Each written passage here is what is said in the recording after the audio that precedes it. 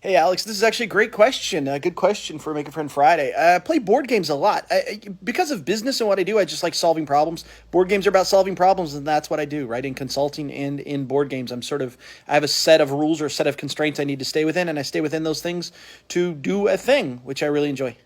So this is a tough question because I'm in a magic shop all day. There's so many things, but ring coil and spring. If you don't know that, buy it. It's $3. I still crush with it everywhere I go, even at corporate events today. And then in card magic, wrong card, right card is probably one of the most overlooked plots ever. Simple, easy to follow. When it's done correctly, it is a heck of a fooler. So those are my two for the dollars to donuts challenge. That's what I would. Oh, I know this one. But I'm not allowed to answer, unfortunately. So maybe somebody else will drop a video below and tell us. I'm not sure. So I'm going to drop one more because it feels more like a commercial product than those other two solutions I gave you earlier. But Turbo Stick by Richard Sanders. Simple paddle trick, but boy, is it a killer. It's just a paddle trick, but it has a moment in it that fools me so bad. I remember seeing Caleb Wiles do it years ago, and I was like, I've got to own that, and now I do it and sell it a lot.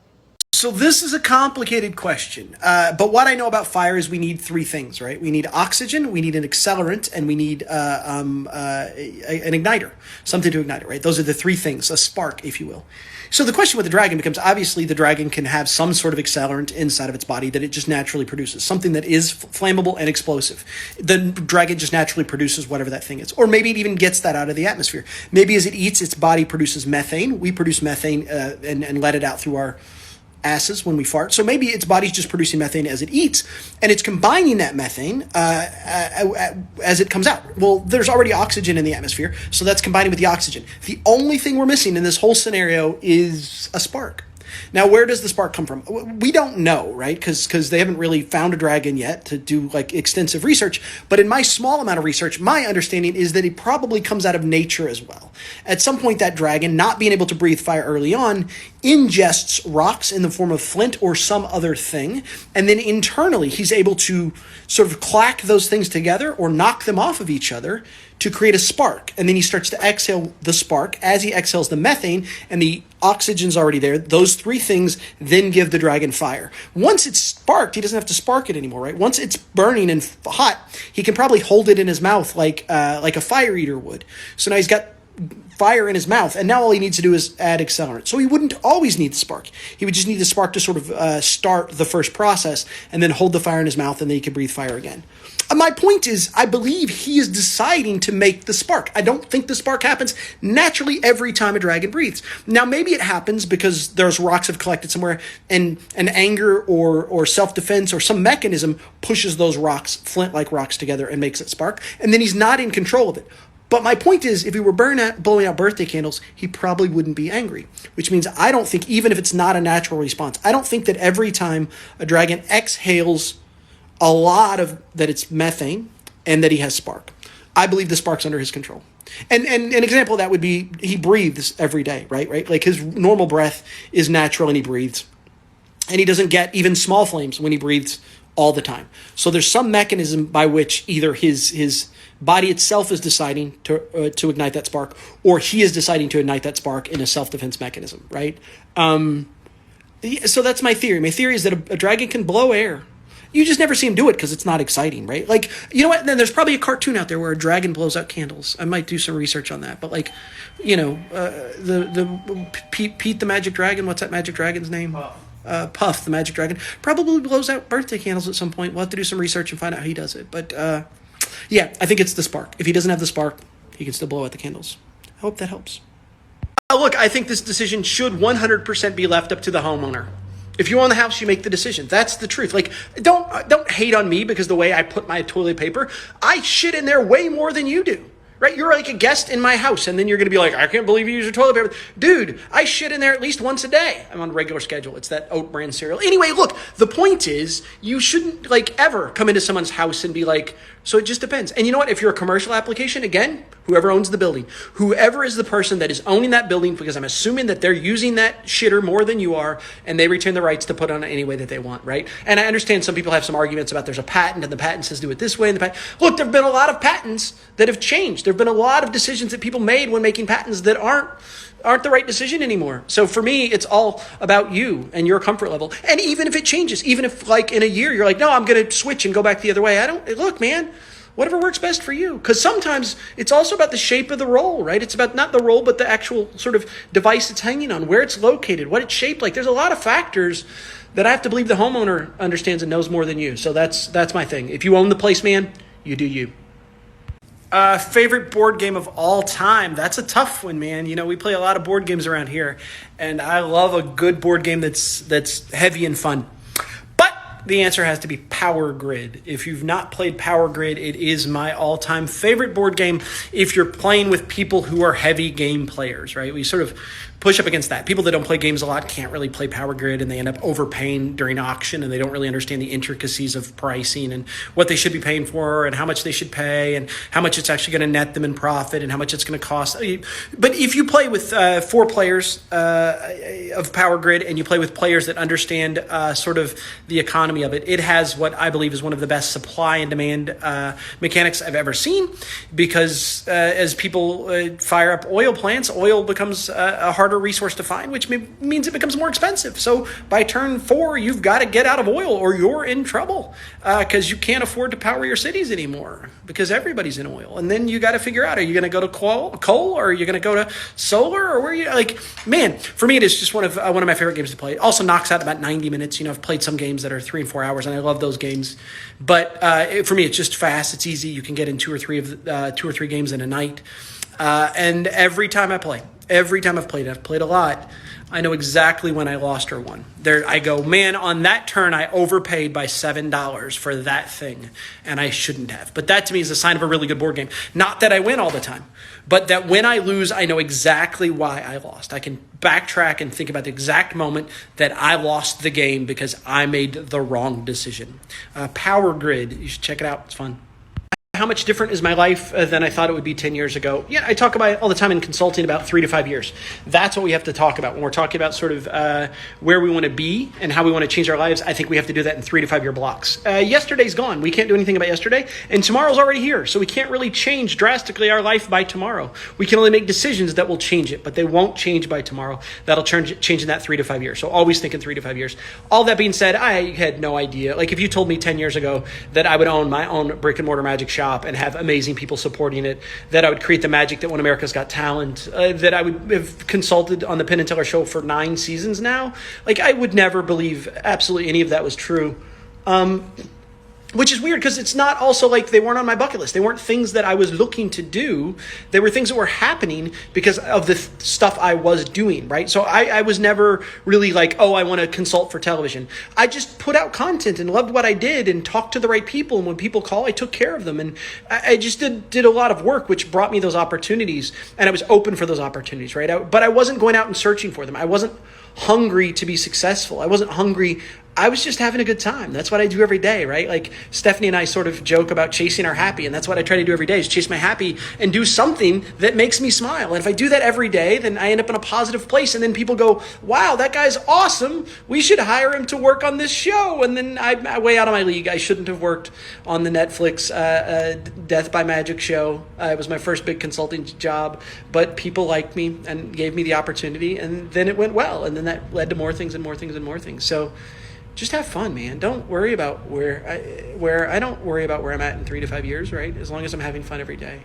That being said, we need to think about the 3 to 5 year, right? I'm not saying you shouldn't plan for it, because you should. You should plan for those opportunities and go find the things you want, because those are the things that'll make you smile. So 3 to 5 years, yeah. Because we've been doing AMIA all day and I've been replying with videos, I thought I would reply to this post with a video as well. You ask, have we ever thought about doing mystery boxes? It's sort of out of brand for me. I don't think it's a good idea.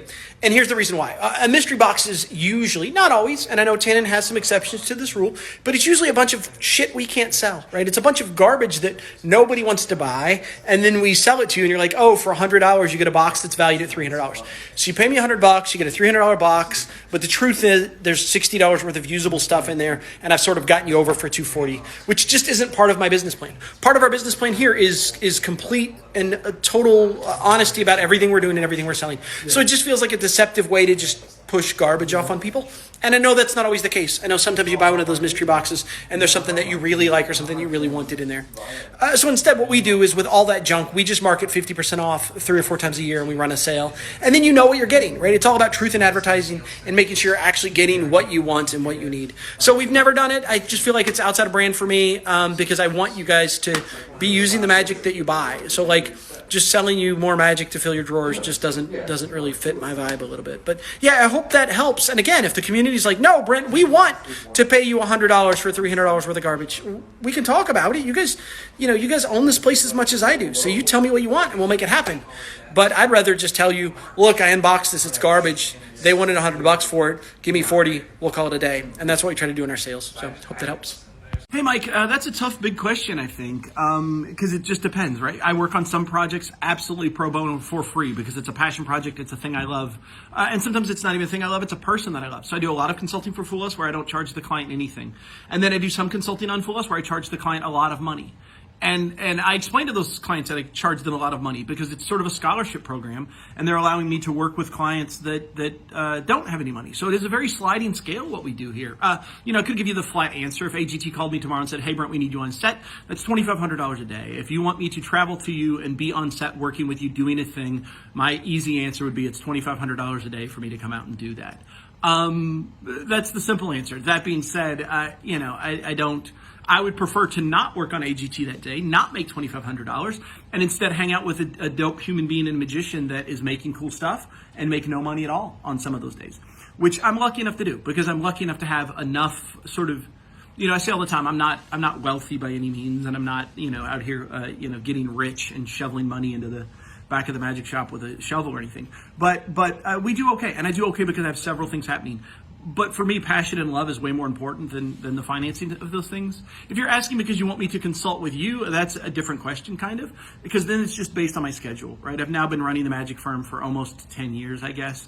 And I have a bunch of previous clients, and they're always going to come first. The people that were supporting me before I won America's Got Talent and before I worked on Fool Us so much, those are going to be the performers that I always have to say yes to first. And then behind that, I'll try to take up a few new performers and a few new projects a year. How many of that is just depends on my schedule. As I mentioned earlier, I'm working with Dustin Tavella. I'm still working stronger with Giancarlo Bernini. I'm still working Drew Murray. I have all these people that I'm working with that I've been working with for 5 and 6 and 7 years, and they're always going to take a priority over the projects that would be new. But if you are really interested in it, shoot me a message. Let me know what your project is. Let me know I can help you. We can have conversations, right? The conversations are always free. Just know that. To get the ball rolling, the conversation's always free. So if you've got a Fool Us clip that you want to send it to me. I'll look at it and I'll just reply, right? I can watch those late at night and just reply and say, yes, I think this is good. I think this is bad. Full-on consulting, though, is tough because it's hard for me to find those hours in the day, right? Not only am I doing this, but I'm running the magic shop. I'm spending time with my wife and kids. I'm doing everything else and trying to just, do what I love every day, which means sometimes I would rather just hang out with somebody in the magic shop for free than to charge them $250 for a phone call.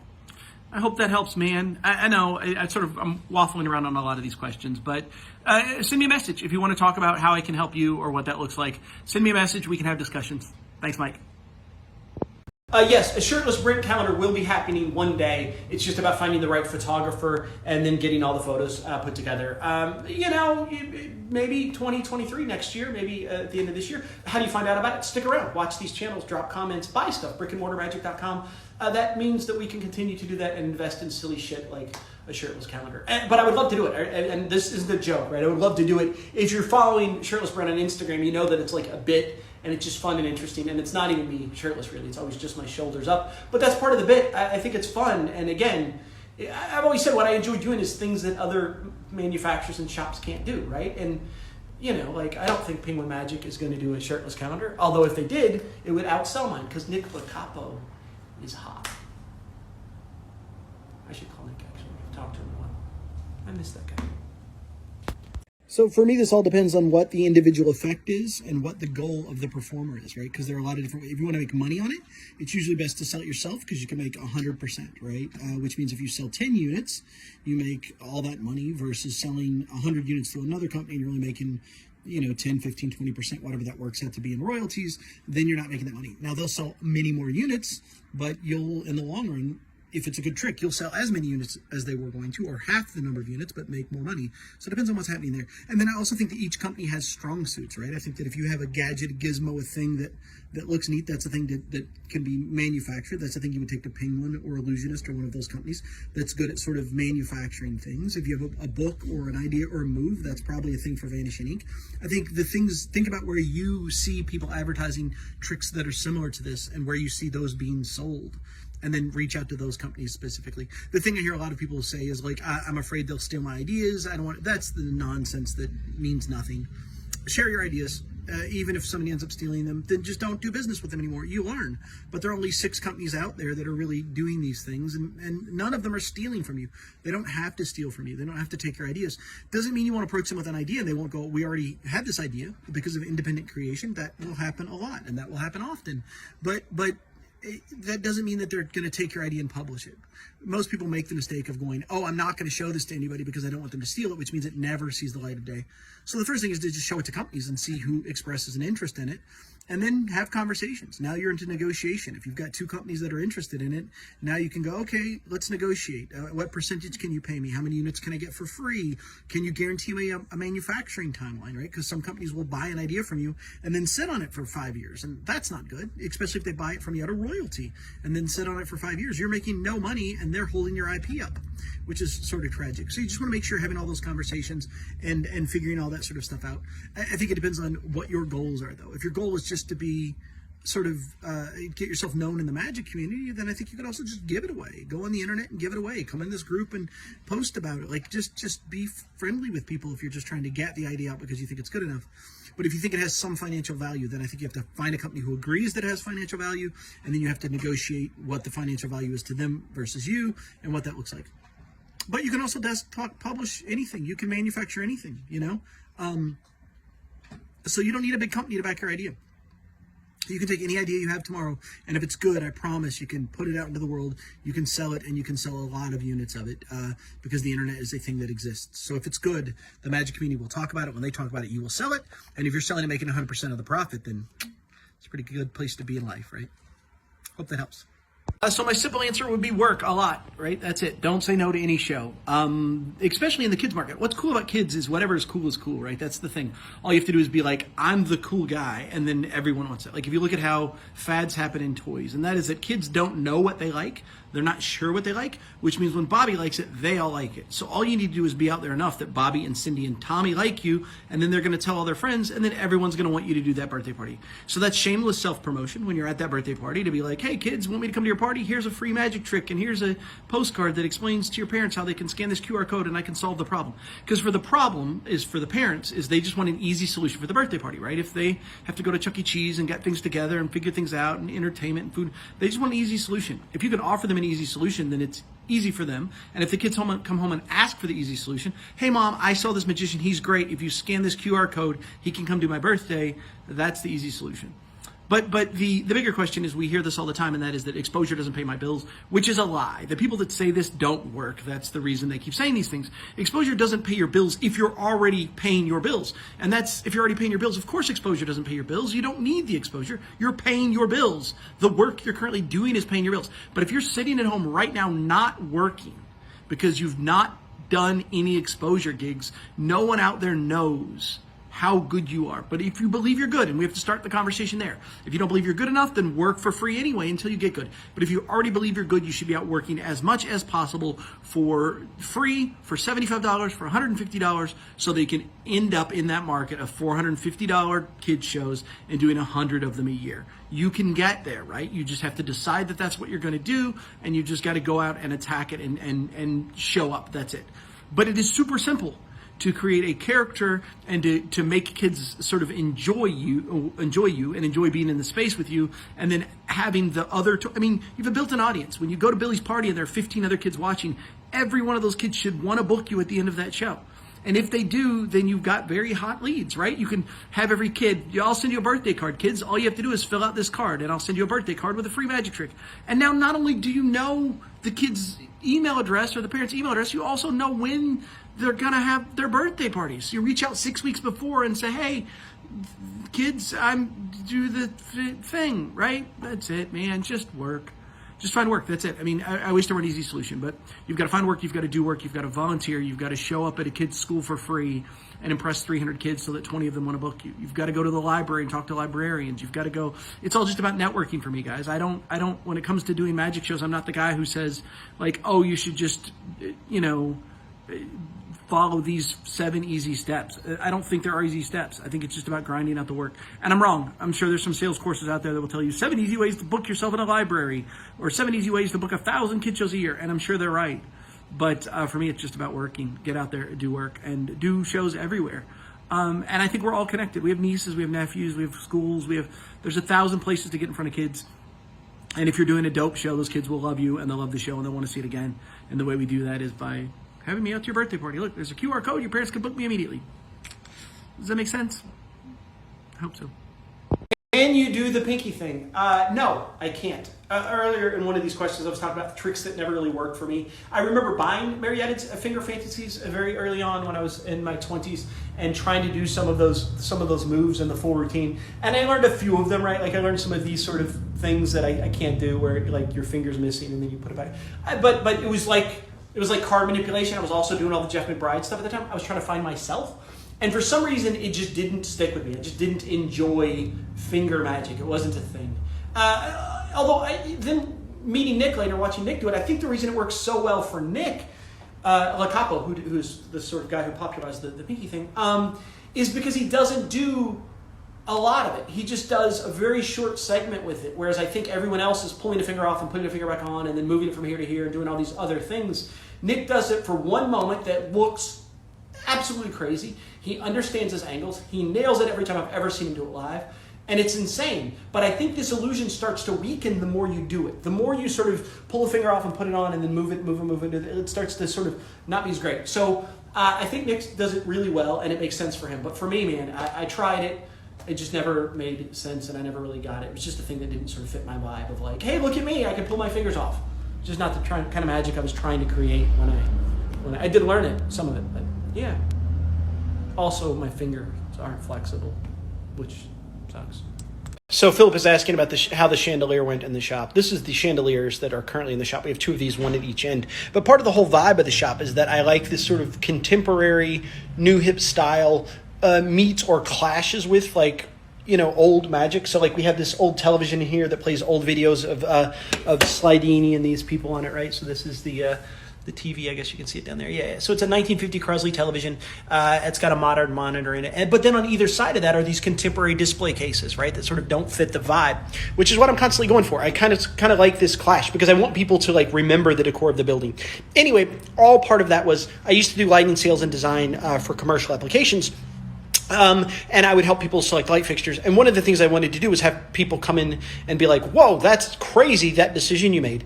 Because if it's just subtle and matches everything else, then it just doesn't make sense, right? So I want to do it in a sort of over-the-top way. Anyway, I recently got a good deal on this chandelier, and it seems that my wife and Philip and everyone else hate it because it doesn't match. But that's why I dig it. That's the chandelier in the middle of the room now, right? Can we zoom in on that? No, we can't zoom in. But that's the chandelier. It's contemporary. It's crazy. It's chrome, which means it doesn't match these other traditional lights at all. But that's what I dig about it. I dig the fact that it's sort of wacky and off the wall and crazy. I had another fixture there before today, and I didn't love it. But this thing, super rad. Vote in the comments below. Hopefully everybody tells me that it doesn't match and that it's ugly, because that's the thing I'm going for. So tell us what you think. Yes or no vote in the comments. Hey, Joey, if I'm reading your question right, I think you're asking how to get booked in the college sports motivational speaking sort of thing. I don't, and you're asking the best company. I don't think that the best company is going to hire you.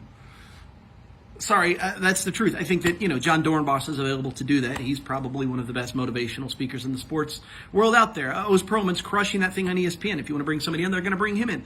If you're looking to do that on a lower tier, all I can say is I don't think that the best agencies are the place you need to start. I think you need to start in people's backyards. I think you need to start by impressing people and building from there. And I've always said this, that most selling, I believe, in its core, especially when you're selling yourself, which is what we're doing here. We're not selling a brand, because if we're just selling motivational speaking, there's 1,000 people that we can get that from. And even in sports, there's 1,000 people. A lot of them aren't even magicians, but there's people that wear Super Bowl rings that you're competing against in that. If you're just selling yourself, the only way to sell yourself is to do that personally and through relationships. And what that means is I think you just go out there and do it. You find places that you can do these speeches. You call people that you know that are already doing this stuff, and you say, hey man, you have this college sports team. I'd love to come in and talk to them for 15 minutes about something. And if you give me that opportunity, it'd be huge for me. And then don't talk money. Don't try to make $5,000 on the thing. Just go show up. And then you're going to build your tribe. You're going to find a group of followers who go, man, have you heard Joey talk? You've got to bring him in to talk to your people. We won 3 games in a row after Joey talked, or whatever that thing is, whatever you're trying to motivate those people to do. The locker room was much more cheerful after he left, and people got along better, and they stopped talking trash about each other behind each other's back. Whatever you're trying to inspire people to do, I think you just have to go do that for one group, and then that group will tell another group. And if they don't, it's because you're not asking them to. When you go speech for Coach Dwight, and Coach Dwight is like, man, you're incredible, then you've got to call Coach Dwight back and be like, man, I loved speaking for you guys. Are there 3 other coaches that you can recommend me to? Because I'd love to go speak and help share this word. And when you're putting good into the world, it'll just find you. The people will find you, right? When you find that tribe and you find that group that wants to make you successful, tell them you're doing this. Tell them you want to be successful, and tell them that this is your new thing. And I think you will find that. But I don't think you're going to have the right promo material and the right track record to just be hired by the best, company out there tomorrow, because the best companies probably already have the best people, and you're not even on their radar yet, right? Now, once you start doing this, sure, maybe, for sure, you can definitely get on those radars and get those things. But for me, it's all relationship based. Find the right people, show them the right thing, and they'll tell people, and that's it, man. The Too Perfect theory, man, I've thought a lot about the Too Perfect theory. As a matter of fact, I've thought so much about it. There's no way it's going to fit in this 3-minute response. But I don't believe there is a Too Perfect theory. I believe that when you get to that point and you get to the Too Perfect theory, it's more like obvious method, right? It's more like the only way it could be done is the way it was done, which means the method is too obvious. Which means I don't think it's too perfect. I think it's a flawed trick. And an example of that would be like, card through window. If we do card through window and it's not signed, will they eventually just think duplicate? And if they do, and we're getting into that sort of concept. But I'm also willing to admit that the Too Perfect theory, from the standpoint of sort of hypothetical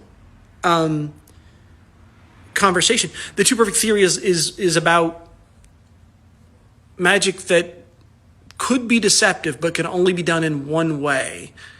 So I guess I don't know. I don't know that I have an answer to this, and I don't know that I can answer it here. But what I will say is this. I believe in creating magic that gets better the more you think about it. I think the more you think about it, I talk all the time in consulting, and I talk about it here in the shop, the idea of the car ride home. That's what I'm trying to create magic for. I'm trying to create magic so that when these spectators get in the car and they are on their way home, I want it to get a reaction in real time. I do. I want them to be like in real time, like, oh my gosh, that was amazing. But I want to make sure that on the car ride home, he can't say something or she can't say something or someone can't mention one thing that unravels the whole thing. Well, maybe the cards were in order the whole time. Then I lost because they don't remember the shuffle. That's what I'm always striving for. I'm always striving for a trick that, and if I strive for that, I feel like it's more important than discussing the Too Perfect theory. Because for me, the Too Perfect theory, it doesn't exist. Give me an example of where you're at with the Too Perfect theory, and I'll try to talk more about that specific example. I just don't see many situations in magic where I see a trick and go, that trick is so perfect that it's not good, which I think is what the Too Perfect theory is trying to say. I don't know. Car ride home. That's what I talk about.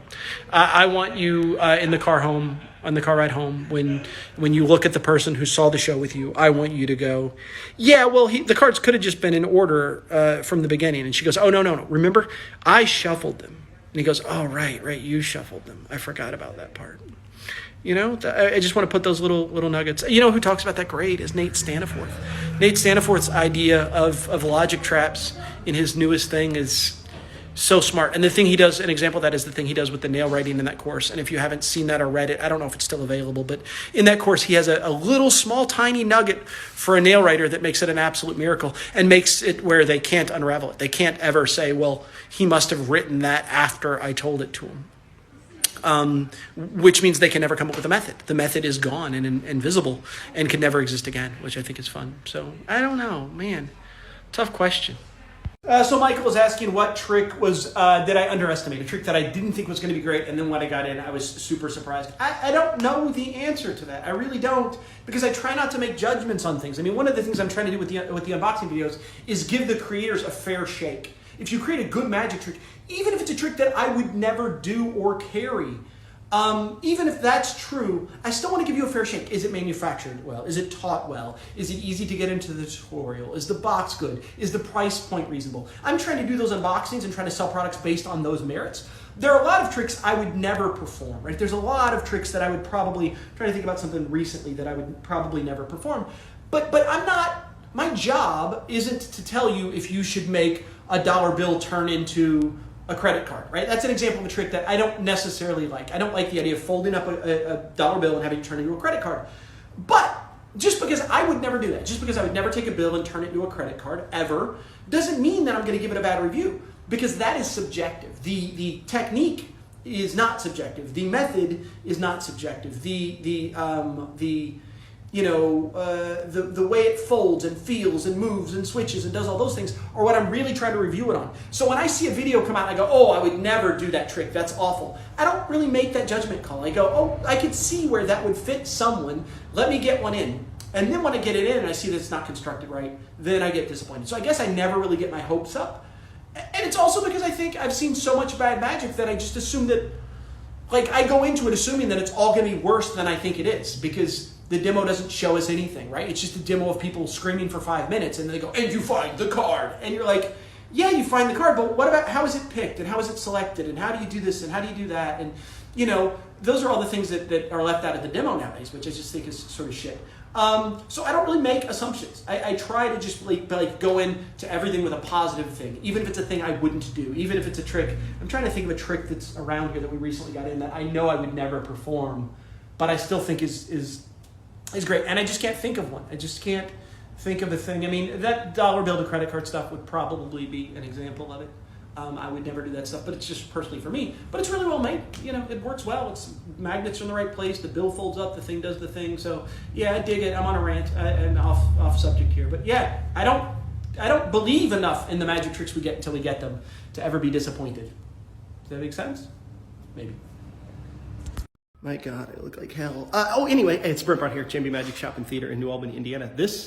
We built this space about 3 years ago. About 3 years ago, we decided that maybe a brick and mortar magic shop and theater was a good idea, even though everyone was saying you couldn't keep a brick and mortar magic shop open. We just believed that the world needed them, and because of the magic firm and my consulting work, I sort of had the ability to take a risk that most people wouldn't be able to take, and we were able to build this, and you all have been out there supporting it. But now it's just an empty shell of a space. We are on the move. We are moving down 4 blocks, still maintaining that brick and mortar magic shop, but I'll go back here and show you. It's sort of sad to see an empty, the magic has left the building, as the kids say. This used to be our 30-seat theater. We had so many amazing performers here. We had Matt Donnelly here. We recently had PDR Antonio here. We had Nate Staniforth, Daniel Martin.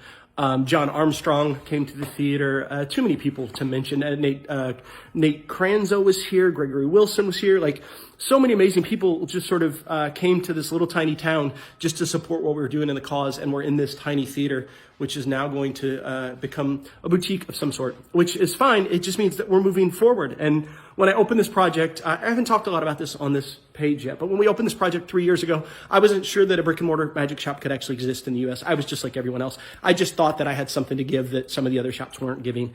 And that is primarily my time and my point of view and sort of my help and appreciation, right? I don't want to just run a brick and mortar magic shop. I want to build a magic community, which just felt different, and I thought that could work. So we came in to get to do this space, and when we did, the business plan was written with a 3-year exit plan. Either in 3 years we fold the shop and leave, and I go, hey man, I gave it a try. Everyone's right, it can't exist. Or somehow I find enough amazing people to support us through this 3-year journey that we can buy a building.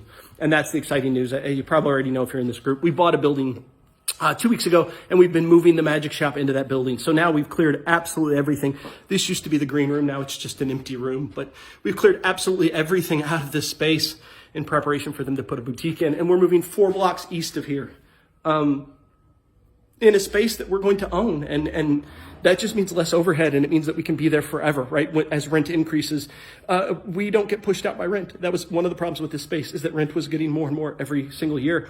And there was going to be a point when we couldn't outrun that rent because, it's hard to do. But now, because of, I say this, I'm only posting this video to say thank you all. You all took a risk on me 3 years ago. We had a GoFundMe that we ran at that time that funded for about $10,000 or $12,000 to even get this thing off the ground. You all funded that. A lot of that you were around and funded that. If you weren't around, you've now shown up and you're now buying from brickandmortarmagic.com. Every one of those orders supports what we're doing here.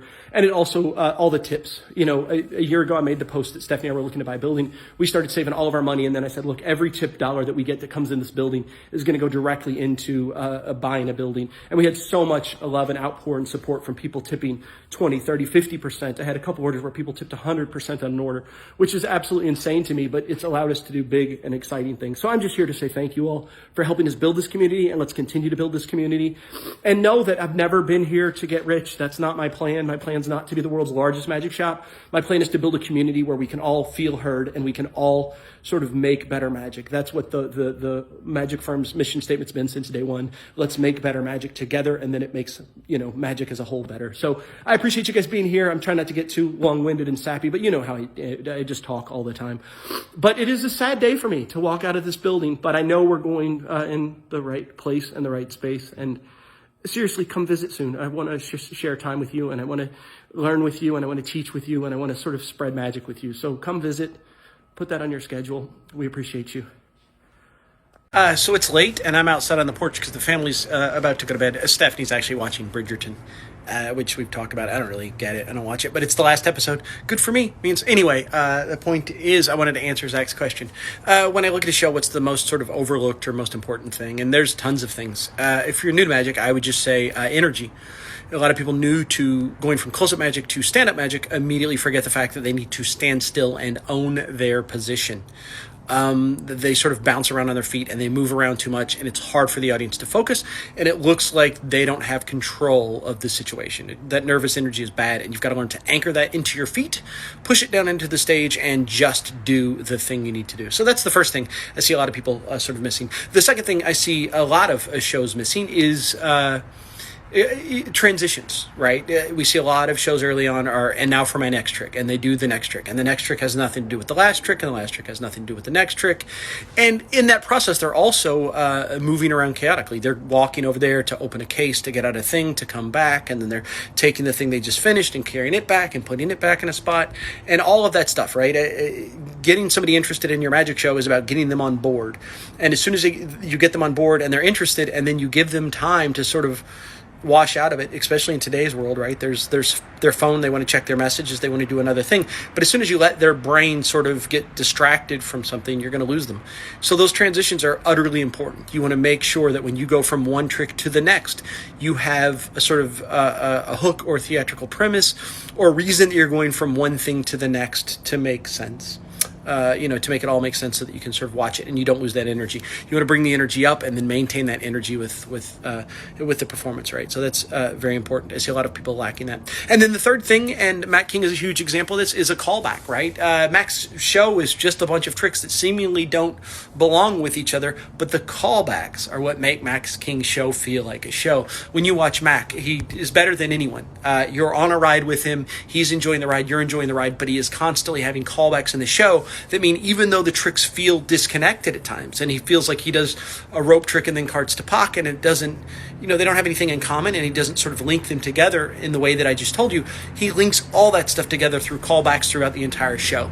And the reason callbacks are so important is because they're inside jokes. Ultimately, what a callback is an inside joke that lets me go, I'm part of this group. If you ever watch all the old Monty Python stuff, that's exactly the same thing with Monty Python. The truth is, The Holy Grail's probably not funny. The first time you watch it, it's probably not a very funny film. But the second time you watch it, and you're with your friends, and they've seen it, now you're all inside of that joke. And that's what makes it more interesting. So callbacks are a thing that I don't see a lot of magicians work on. I don't see a lot of magicians write them. But when you figure that out, when you can intro with a joke and then later call back to that same joke, we all feel like a group of people now that belong and know a thing that no one outside of this space knows. That's the thing. The thing is, as an audience now, we've become a group. The other thing Mac does really well with that is sort of what feels like ad lib. Right, it feels like it's improv, and he just made a thing up because an audience member made a mistake, but he set up that mistake. He's sort of encouraged the audience member to make that mistake so that he can take an advantage of it. But when you see those mistakes and you see him get out of them, like it's the first time he's ever said those words, even though he says it every night in every show, you go, I'm glad I got to see this show. I'm glad that I got to be at this moment in time with these people where this one woman accidentally messed up and signed the back of the card on accident, and now Mac gets to have fun with her and I get to see that. I'm lucky that I get to see that happen, right? So that's just a couple things, right? Yeah, and then a unique voice. That's the other thing. The thing that I'm really trying to bring to all the performers that I consult with is unique voice. Don't go out there and just do somebody else's presentation or somebody else's patter. Don't do their jokes. Write your own jokes, right? And even if in the beginning that's hard to do, I get it. But just change the jokes a little bit. Play with the timing, play with the pacing, play with the scripting of the joke a little bit. There's hack material out there that works, and I understand that's why it ends up in shows, is because those jokes work. But think about how you would deliver those jokes and think about how you can change those jokes. And as you start to do that, you'll learn how to be funny in your own voice. You'll learn how to be interesting in your own voice. You'll learn how to be magical in your own voice. But just take the time to sort of put a little bit of a spin on those things. You guys see me do this all the time in the unboxing video, right? Like where I take a trick and instead of doing it exactly like they teach me, I say, well, like I just did it with traveling dice today. What if a traveling dice makes a loud click when you do the move? I didn't like it. I said, how can we eliminate that loud click? We came up with the idea of dropping it on the glass, and at the moment it hits the glass, the mechanism sort of fires, and now it's all hidden. You hear it bouncing around on glass, and you don't hear the mechanism go. But now we're pushing towards a thing that would work for me, right? I'm just trying to put my own unique spin and my own thoughts on a thing. And that's the real key, right? Is to make it you and not to make it exactly like it looks on the box. Because if you make it look like it looks on the box, there are some people that sell tricks that are very elegant and look very elegant, and you're going to do a trick that looks very elegant. And then there's some tricks that are designed to look sloppy, like the slop shuffle. And it doesn't make sense to do like beautiful Zorro shuffles and then to do a slop shuffle. And even if you tell the story about like, I saw a guy do this once, it still feels awkward, right? It doesn't feel like you, and you have to sort of find that voice and find what you, and all that comes through the most important thing to talk about, and that is just do it.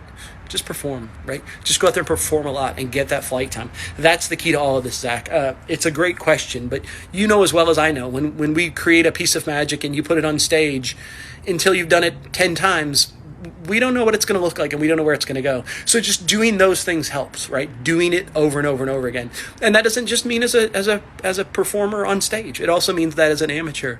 So if you want to do tricks, go out to a bar, go out on the streets, find people, do that trick 20 times. And I promise when you finish the 20th time, you'll be better at it than you were the first. And it'll have a little bit more you in it. It'll feel a little bit more like you and feel a little bit more like a thing that people want to watch, because truthfully, they're just there to spend time with you and to learn more about you, and that's what this whole journey is about, right? Giving them a memory that sort of comes from you, even if they don't remember you, they at least know that thing that happened that one time in that one place, and I think that's kind of special. Thanks for the question, Zach. I hope you're well.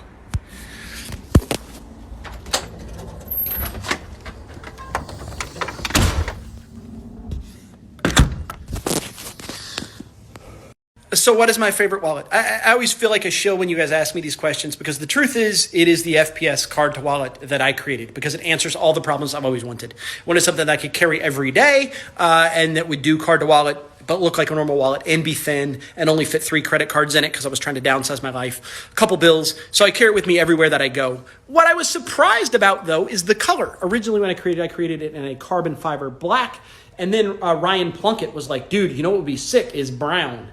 And I was like, oh yeah. And then we ordered some brown ones, some samples. They were never great, but then we found the Crazy Horse Brown. And now this is my favorite everyday carry wallet of all time, right?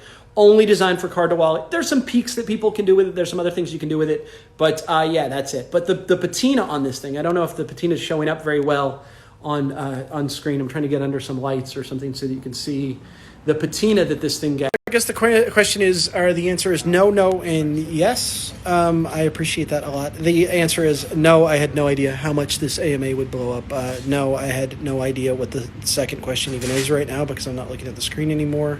But no to that one also. And then the third answer is I appreciate you. The love is mutual, and without you all, I don't build this, right? I've been, there's the ladder in the background where we're building things, and and chasing our happy every day because you guys help fund it. So that love is mutual, and the respect is mutual, and I'm glad that I can help you out, that I can help the community and help Magic. Thanks. So what do I do that drives Stephanie crazy? A lot of things, right? As I was mentioning earlier, I don't know why she sticks around with me. I'm definitely, way out of her league. But probably the main thing is I don't look for things very well, right? So she's like, oh, it's in the bathroom closet. And I'm like, I've looked there. It's not there. And she walks in and picks up a thing and it's there immediately. So I'm just not good at finding stuff. And I think that's what really drives her crazy is when she's like, I'm like, where's my belt? And she's like, did you check the end of the bed? And I'm like, yes, I checked. And she's like, well, look, it's here at the end of the bed. So I think that's what I'm not good at. I just sort of get impatient and get hectic and you don't lift up things and look under them, which is weird. But it's because I remember putting the belt where I could see it. And then somebody covers it up with a blanket, and then it's not where I can see it. And in my mind, and this might be some of the Magic background in me, in my mind, if you can't see something, it's gone. That's sort of, right? If I false transfer a coin and I can't see it anymore, then it's gone. And that's the way my brain works. So when my belt's at the end of the bed and then a towel covers it up, I'm like, my belt's gone. I have no idea where it's at. And then Stephanie's like, hey, look, magically, it's under this towel, you dumbass. That's it. How do you set up a plan to achieve the multiple needs of a client? I'm not sure I understand what that means, Andrew. You can sort of message me or ask another question here and I'll try to get another video back to you. I don't think you do. I think you find one client that you can meet the needs to, and then you just work hard to meet those needs. And then you'll find other clients in that industry and that thing. I'm always a huge fan when I'm talking to people about consulting and trying to get work, about finding one thing you're good at, one area that you're good at, one area maybe you already have a background in, or one area you already have customers, clients, or know people in, and saying, this is the thing I'm going to attack. This is going to be my strong suit, and solving that one problem. I think as soon as we start to solve multiple problems, it becomes very difficult to us to have a very focused ad campaign, a very focused image, because if you're going to go from doing kids shows to kids birthday parties to bar mitzvahs to corporate work, your website's not going to, your look, your image, none of that stuff is really going to sell to that. So you could have the idea that you're going to have multiple websites and multiple images, and then that becomes complicated. The truth is, if you're going to do that, I might recommend 3 different character names, right? And have, Charlie the Wizard doing the kids shows, and that's only listed under Charlie the Wizard, and you wear the wig and the nonsense, and then doing, Brent the magician, and then doing Brent the corporate sales trainer, right? Like, I don't know, but I think that's a lot to manage. I think in the beginning, if you're just starting out, what you want to do is find one thing that you can do really good at, because you're going to get more reps in, you're going to get more experience in, you're going to do that one thing. If you tell me tomorrow that you want to do just magic at bar mitzvahs, I think that you do that a lot. And once you've done 100 of those, there won't be a better person in your area for that job. And there'll be 100 people that know you're the best in the area. And by the time you do 2 or 3 of them, you won't be great. But by the time you've done 100, you'll be the best in the area. You'll be able to raise your rates. People will want to have you. You will be in demand because you're solving that one problem. That one problem is X, Y, not all the problems. As soon as you try to you just lose focus. And when you lose focus, I think it makes it hard. So find one thing you're good at, find one thing you want to do, and find one group of people. This isn't my idea. I think I heard Gary Vee talk about this first, but in your phone right now, you have enough names to make you a living.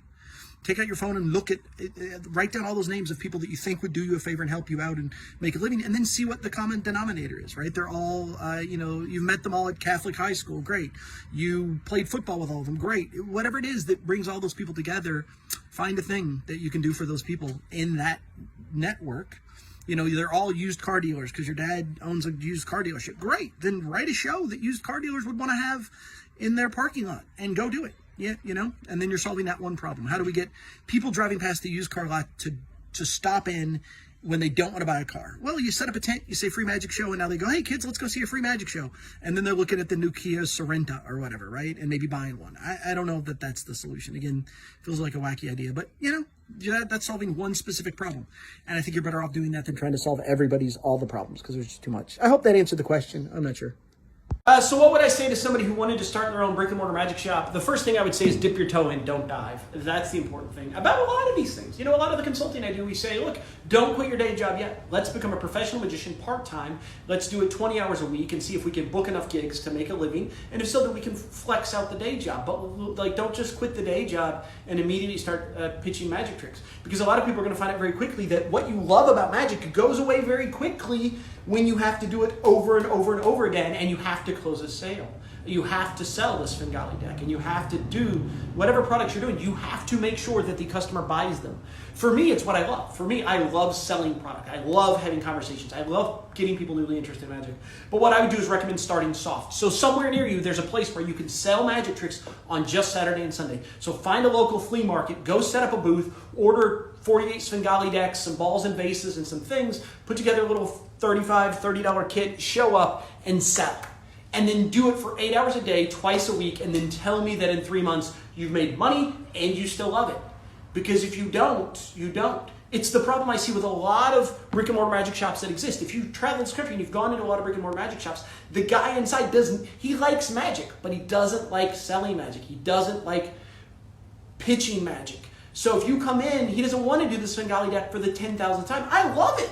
I want to do a Svengali deck for the 10,000th time to the person that's never seen it. It's what I want to do, is to get them to leave, hand me a $20 bill and leave with a Svengali deck. That's what I crave more than anything else, more than being on stage and having people politely applaud or laugh at my jokes. I just enjoy knowing that I've given somebody a Svengali deck and they've gone home to have whatever moment it's given me. So it's what I love. But I would say just start off small. Start small. There's a space out there that's very inexpensive in a peddler's mall or a flea market, or even a fair. If there's a fair that you do it just one time, give it a shot. It's going to cost you $300 or $400 to order the Svengali decks. Go out there and just try to cram it and see what happens. And two things are going to happen. You're going to buy 100 Svengali decks for $400, and then at the end of the weekend, you're still going to have 97 of them, and you're going to realize you're not good at it. Or you're going to be miserable the whole time that you're there, because you're going to realize how much work it can be to get people to come over, to show them the trick, and then 50% of them walk away not giving you anything, right? If you're closing 50% of your people that approach the booth, you're doing really well. Most of the time we're going to close more like 25 or 30% of those people that we engage with and get money from them, which means a lot of people are going to see your trick and just piss off. And if you don't like that emotionally, it can be hard. Or you're going to order 100 Svengali decks, and on day one, they're all going to be gone. And you're going to call your manufacturer and be like, yo, I need 300 more Svengali decks, and I need them here stacked. Overnight them. I've got to have them. And you're going to get bit by that bug. But it's only because you are giving that energy and that love to the people. That's why they buy tricks from me. They come in here, they see the Svengali deck, they have no idea that they're interested in learning magic, but at the end, they've had so much fun, they want to repay me in some way. They want to learn more about magic. So that's it. Dip the toe in. Experiment. Go try someplace first, right? And a place that I also wouldn't say get a job at somebody else's magic shop. I wouldn't recommend that. If you want to run your own thing, getting a job at somebody else's magic shop is probably going to slow you down, because they're going to teach you the wrong things. You're not going to be paid by what you sell. I need you to have risk, right? When I'm talking about dipping your toe in, I still need you to be sitting on $400 worth of Svengali decks that are still there when you've failed, because that's how you're going to sell them. You're going to go, if I don't sell these, I don't make my money back. Let me work hard. That's why I work hard here every day, because I have to sell this stuff or we don't make money. Hope that makes sense.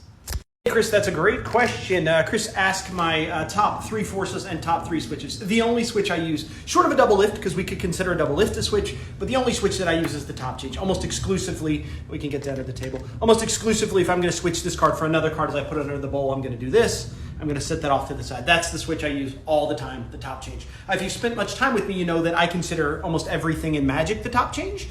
That's a different conversation, but I believe the sort of upbeat and downbeat that we can learn by learning the top change can be applied to almost any magic that we do, which is important. So that's my switch. My switch is either that or a double lift, right? Because technically double lift is a switch. If I show you this card, I turn it face down and put it here, I've switched that out. So we could consider a double lift a switch as well. Those would be the 2 switches that I use, not really a third. When it comes to forcing, the classic force is probably my most classic version. And I know people hate hearing that. The only sort of recommendation I would give you with the classic force is don't single packet cut. right? I always do a multi-packet cut. I hold a break on the first one and then run multiple packets.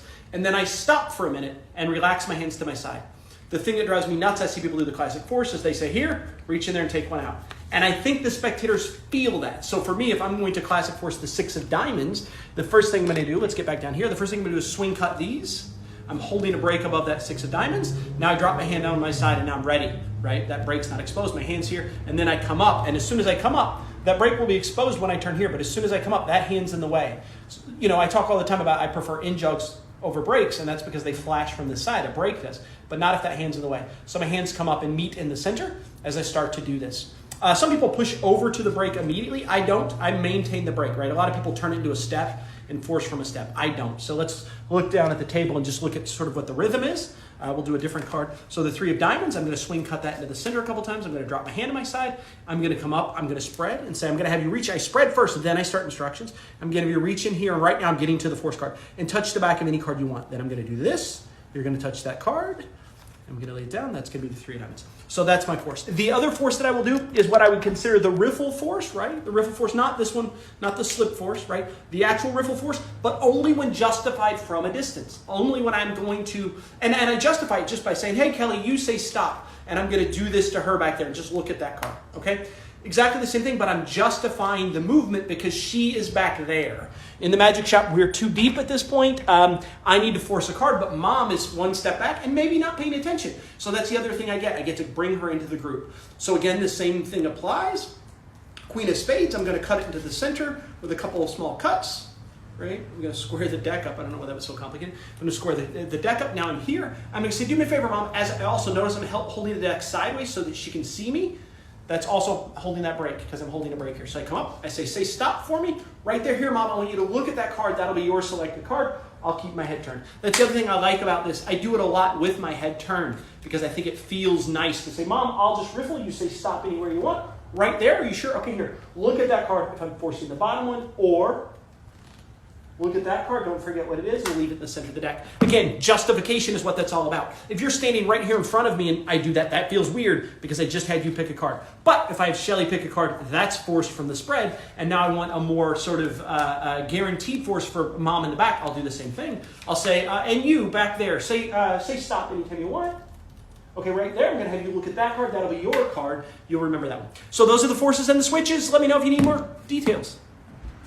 So Michael was asking what trick was did I underestimate? A trick that I didn't think was going to be great, and then when I got in, I was super surprised. I don't know the answer to that. I really don't, because I try not to make judgments on things. I mean, one of the things I'm trying to do with the unboxing videos is give the creators a fair shake. If you create a good magic trick, even if it's a trick that I would never do or carry, even if that's true, I still want to give you a fair shake. Is it manufactured well? Is it taught well? Is it easy to get into the tutorial? Is the box good? Is the price point reasonable? I'm trying to do those unboxings and trying to sell products based on those merits. There are a lot of tricks I would never perform, right? There's a lot of tricks that I would probably, trying to think about something recently that I would probably never perform. But I'm not, my job isn't to tell you if you should make a dollar bill turn into a credit card, right? That's an example of a trick that I don't necessarily like. I don't like the idea of folding up a dollar bill and having it turn into a credit card. But just because I would never do that, just because I would never take a bill and turn it into a credit card ever, doesn't mean that I'm going to give it a bad review, because that is subjective. The technique is not subjective. The method is not subjective. The way it folds and feels and moves and switches and does all those things are what I'm really trying to review it on. So when I see a video come out and I go, oh, I would never do that trick, that's awful, I don't really make that judgment call. I go, oh, I could see where that would fit someone, let me get one in. And then when I get it in and I see that it's not constructed right, then I get disappointed. So I guess I never really get my hopes up. And it's also because I think I've seen so much bad magic that I just assume that, like, I go into it assuming that it's all going to be worse than I think it is, because the demo doesn't show us anything, right? It's just a demo of people screaming for 5 minutes, and they go, and you find the card. And you're like, yeah, you find the card, but what about how is it picked, and how is it selected, and how do you do this, and how do you do that? And, you know, those are all the things that are left out of the demo nowadays, which I just think is sort of shit. So I don't really make assumptions. I try to just like go into everything with a positive thing, even if it's a thing I wouldn't do, even if it's a trick. I'm trying to think of a trick that's around here that we recently got in that I know I would never perform, but I still think is great. And I just can't think of one. I just can't think of a thing. I mean, that dollar bill to credit card stuff would probably be an example of it. I would never do that stuff, but it's just personally for me. But it's really well made. You know, it works well. It's magnets are in the right place. The bill folds up. The thing does the thing. So yeah, I dig it. I'm on a rant. I'm off subject here, but yeah, I don't believe enough in the magic tricks we get until we get them to ever be disappointed. Does that make sense? Maybe. How do you set up a plan to achieve the multiple needs of a client? I'm not sure I understand what that means, Andrew. You can sort of message me or ask another question here and I'll try to get another video back to you. I don't think you do. I think you find one client that you can meet the needs to, and then you just work hard to meet those needs. And then you'll find other clients in that industry and that thing. I'm always a huge fan when I'm talking to people about consulting and trying to get work, about finding one thing you're good at, one area that you're good at, one area maybe you already have a background in, or one area you already have customers, clients, or know people in, and saying, this is the thing I'm going to attack. This is going to be my strong suit, and solving that one problem. I think as soon as we start to solve multiple problems, it becomes very difficult to us to have a very focused ad campaign, a very focused image, because if you're going to go from doing kids shows to, you know, kids' birthday parties to bar mitzvahs to corporate work, your website's not going to, your look, your image, none of that stuff is really going to sell to that. So you could have the idea that you're going to have multiple websites and multiple images, and then that becomes complicated. The truth is, if you're going to do that, I might recommend 3 different character names, right? And have, you know, Charlie the Wizard doing the kids shows, and that's only listed under Charlie the Wizard, and you wear the wig and the nonsense, and then doing, you know, Brent the magician, and then doing Brent the corporate sales trainer, right? Like, I don't know, but I think that's a lot to manage. I think in the beginning, if you're just starting out, what you want to do is find one thing that you can do really good at, because you're going to get more reps in, you're going to get more experience in, you're going to do that one thing. If you tell me tomorrow that you want to do just magic at bar mitzvahs, I think that you do that a lot. And once you've done 100 of those, there won't be a better person in your area for that job. And there'll be 100 people that know you're the best in the area. And by the time you do 2 or 3 of them, you won't be great. But by the time you've done 100, you'll be the best in the area. You'll be able to raise your rates. People will want to have you. You will be in demand because you're solving that one problem. That one problem is X, Y, not all the problems. As soon as you try to lose, you just lose focus. And when you lose focus, I think it makes it hard. So find one thing you're good at, find one thing you want to do, and find one group of people. This isn't my idea. I think I heard Gary Vee talk about this first, but in your phone right now, you have enough names to make you a living. Take out your phone and look at, write down all those names of people that you think would do you a favor and help you out and make a living, and then see what the common denominator is, right? They're all, you know, you've met them all at Catholic high school, great. You played football with all of them, great. Whatever it is that brings all those people together, find a thing that you can do for those people in that network. You know, they're all used car dealers because your dad owns a used car dealership. Great. Then write a show that used car dealers would want to have in their parking lot and go do it. Yeah, you know, and then you're solving that one problem. How do we get people driving past the used car lot to stop in when they don't want to buy a car? Well, you set up a tent, you say free magic show, and now they go, hey kids, let's go see a free magic show. And then they're looking at the new Kia Sorento or whatever, right? And maybe buying one. I don't know that that's the solution. Again, feels like a wacky idea, but you know, that's solving one specific problem. And I think you're better off doing that than trying to solve everybody's, all the problems, because there's just too much. I hope that answered the question. I'm not sure. So what's overrated in magic? I don't know that I have an answer for this one. You guys are asking a lot of like crazy questions that I didn't expect. Overrated from a spectator standpoint, I think is probably like what makes their eyes glaze over, or their eyes roll. I think is magic that's not about communication. It's when somebody approaches them and magic's at them, or when you do a show and magic at them. We see this a lot in motivational magic, where you're going to come on stage and immediately you're going to start preaching to people that you don't know anything about. But we also see it in close-up magic, when you're just trying to get through the bits, when the spectator interrupts and is like, oh my God, my sister goes to that school, and you just ignore it entirely because you're just trying to get through the bit and get to the next thing. I think for me, if magic is about communication, and again, that's what I believe it is. I believe it's about 2 people communicating with each other in a positive and interesting way.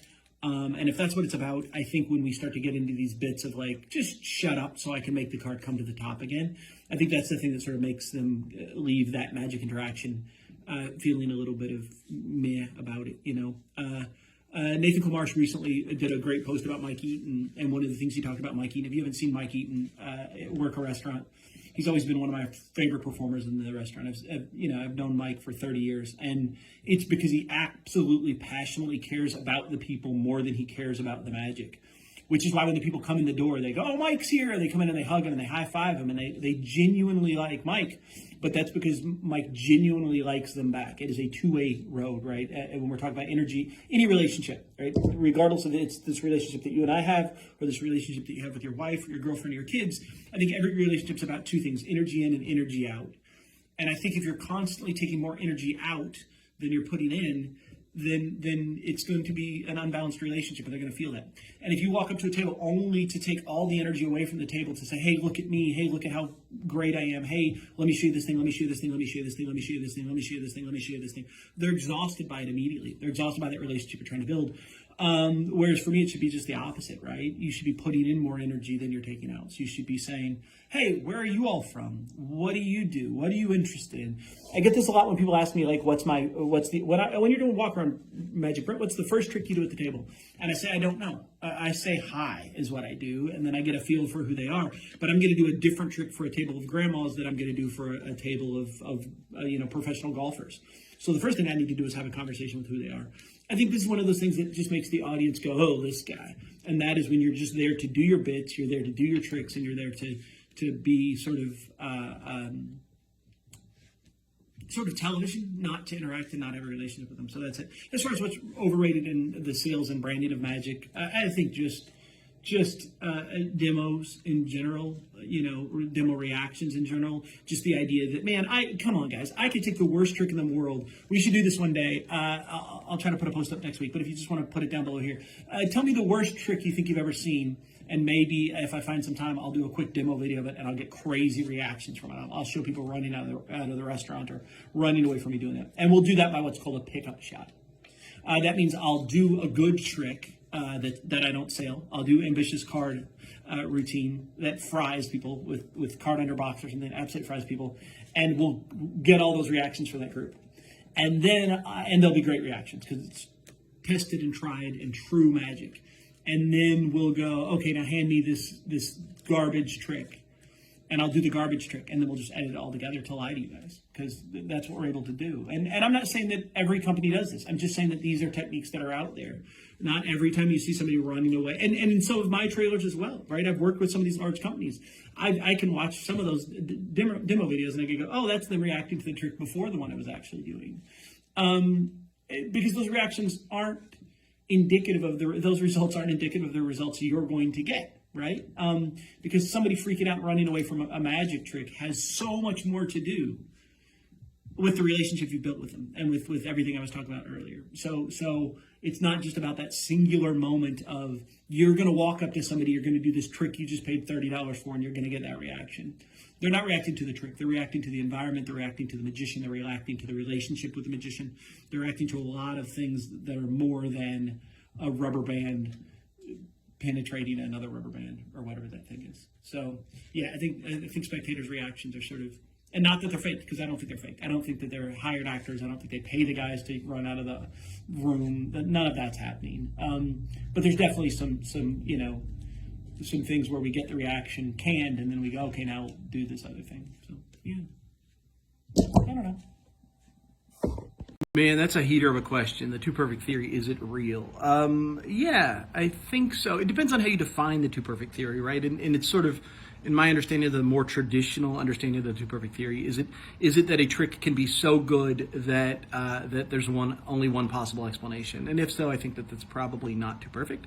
I think it's probably a weak method, right? And that is, so you do a trick that's so impossible that they know the answer. That, yeah, I don't know. The Too Perfect Theory. Let me do some thinking about it. It's probably better not answered in video form. It's probably better thought, because again, I'm sure people have spent more time thinking about this than I have. But in the past, when I've thought about the Too Perfect Theory, it seems to be coming from a place of, is the trick so perfect that the audience immediately knows the method because it's the only method that it could be? And if that's what we're talking about here with the Too Perfect Theory, then yeah, I think that's poor method, which isn't perfect. So I don't know. I'd have to, Too Perfect Theory. I'll have to get back to you. I've just never really thought much about it. I don't, here's the answer. Maybe it's because the Too Perfect Theory for me is method driven, And I don't care about the method as much as I care about the presentation. So when I read theory in magic, I read more about presentation, more about theater, more about sort of how it affects the individual. So can a trick be too perfect? No. Emotionally, no. From a connection standpoint, no. Artistically, no. Can the method be too perfect? Yes. That's my answer. The too perfect theory does exist if we're talking about method. It doesn't exist if we're talking about emotion and theater and timing and pacing and relationships and sharing meaning and all those things that magic for me is really about. But yeah, methods can be too perfect somehow. Maybe. Most embarrassing moment on stage, I was working a children's festival outdoors. I did a drink production where I produced a bottle of soda. When the bottle of soda gets produced, it's open, or it's not open, so I have to pop the top off and then pour it into a glass. So I produced it from a silk, I popped the top off. But before I did it, I didn't realize it. When I produced the bottle, I dropped the bottle on the stage and I immediately picked it up. But I was in show mode of just continuing to do what I'm supposed to do. So I opened the soda right after I dropped it, which was bad. So soda, it was in a tent, soda sprayed up and hit the roof of the tent and got everything sticky, and it was the summer, and then an hour later there were bees out and we couldn't really clean it up, and everybody was working on the stage. The rest of the day hated me. It was awful. One of the reasons I don't do family shows and wasn't doing family shows at the time, but somebody was like, oh, this would be great for you, and I needed the money. This is when I was poor and took every job that I could, even if I didn't want to do them. I just needed the income. So I did it and made money, but boy, was it awful. A most embarrassing moment in life, I don't know. I'm not really embarrassed that often. Maybe more disappointed. The same thing with this show. I don't think I left embarrassed. I think I just left disappointed in myself and disappointed in my performance. I don't know that I've necessarily turned red and been embarrassed in life, right? I don't know why. I mean, shirtless Brent, maybe. I don't know. I just, it's just not, I don't care what other people sort of think about me, which is what I think embarrassment comes from, is other people judging you and saying, oh, you're this kind of person. You either like me or you don't like me. And look, if you don't like me, I totally get it. There are people out there I don't like. And that doesn't mean that the world is wrong. And it doesn't mean they're wrong. It doesn't mean I'm wrong. It just means we're different type of people. Right. But then there are people out there that I also love, right? So it's both things. So I don't really get embarrassed by many things. Weird. If you could spend an hour with any magician, living or dead, who would it be? This is an impossible question to answer quickly, but I would have to say Ricky Jay. I saw Ricky Jay's 52 Assistants live, the last performance he ever did. It had been retired for years. I guess it ran in New York, I believe, off Broadway. And then in Washington, D.C., at some point 5 or 6 years after maybe 10 years after he'd ever performed it, they did a charity event at a theater in Washington, D.C., and me and my friend Jason drove about 12, 13 hours to get there just to see the show. And I'd seen it on VHS, but seen it live. Ricky Jay was the first person that I ever saw sort of create theater with magic. I talk about how every magician that we've seen in history sort of shifts and changes magic in some way, right? So we see Doug Henning, fun, hippie, magic's just fun, the universe is beautiful. David Copperfield sort of comes along and says, yes, but magic can be sexy, which is great. Then we get into David Blaine. What if this stuff could be real, right? It's sort of that street shaman sort of vibe.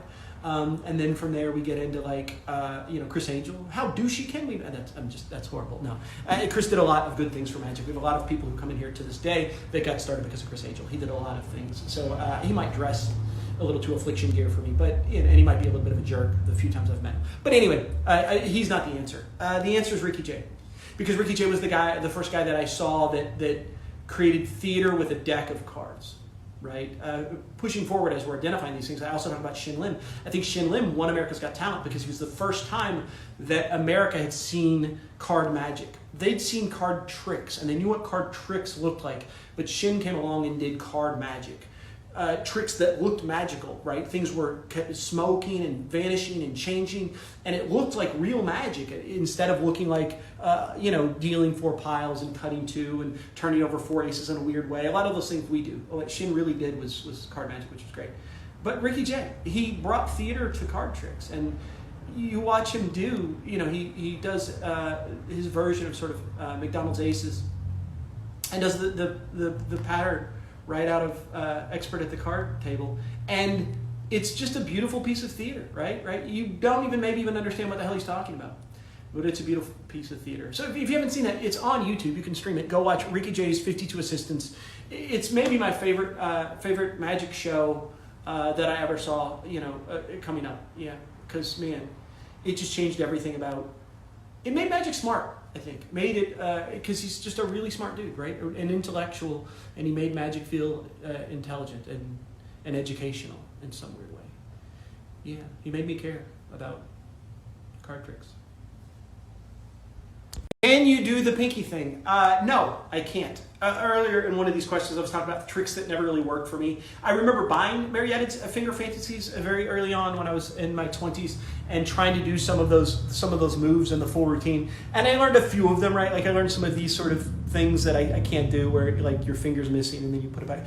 But it was like card manipulation. I was also doing all the Jeff McBride stuff at the time. I was trying to find myself. And for some reason, it just didn't stick with me. I just didn't enjoy finger magic. It wasn't a thing.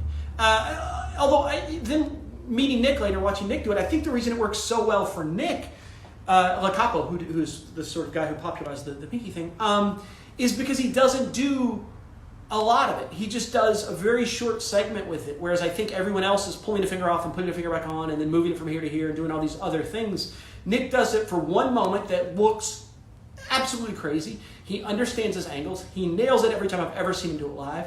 And it's insane. But I think this illusion starts to weaken the more you do it. The more you sort of pull a finger off and put it on and then move it, it starts to sort of not be as great. So I think Nick does it really well and it makes sense for him. But for me, man, I tried it.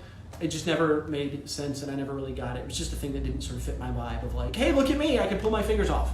Just not the kind of magic I was trying to create when I did learn it, some of it, but yeah. Also, my fingers aren't flexible, which sucks.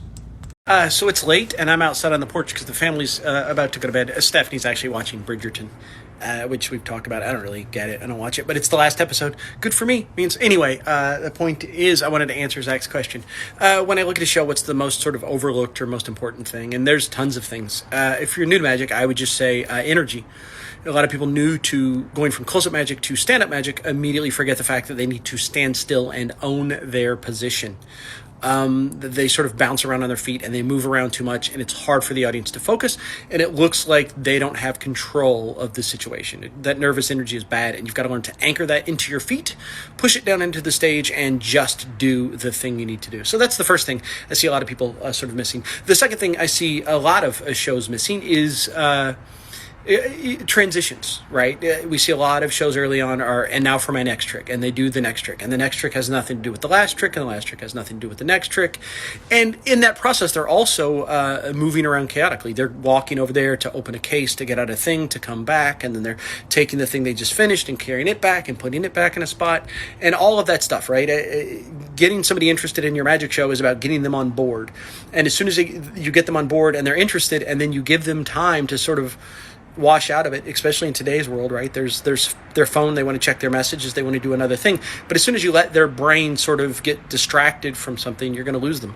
So those transitions are utterly important. You want to make sure that when you go from one trick to the next, you have a sort of a hook or theatrical premise or reason that you're going from one thing to the next to make sense. To make it all make sense so that you can sort of watch it and you don't lose that energy. You want to bring the energy up and then maintain that energy with the performance, right? So that's very important. I see a lot of people lacking that. And then the third thing, and Matt King is a huge example of this, is a callback, right?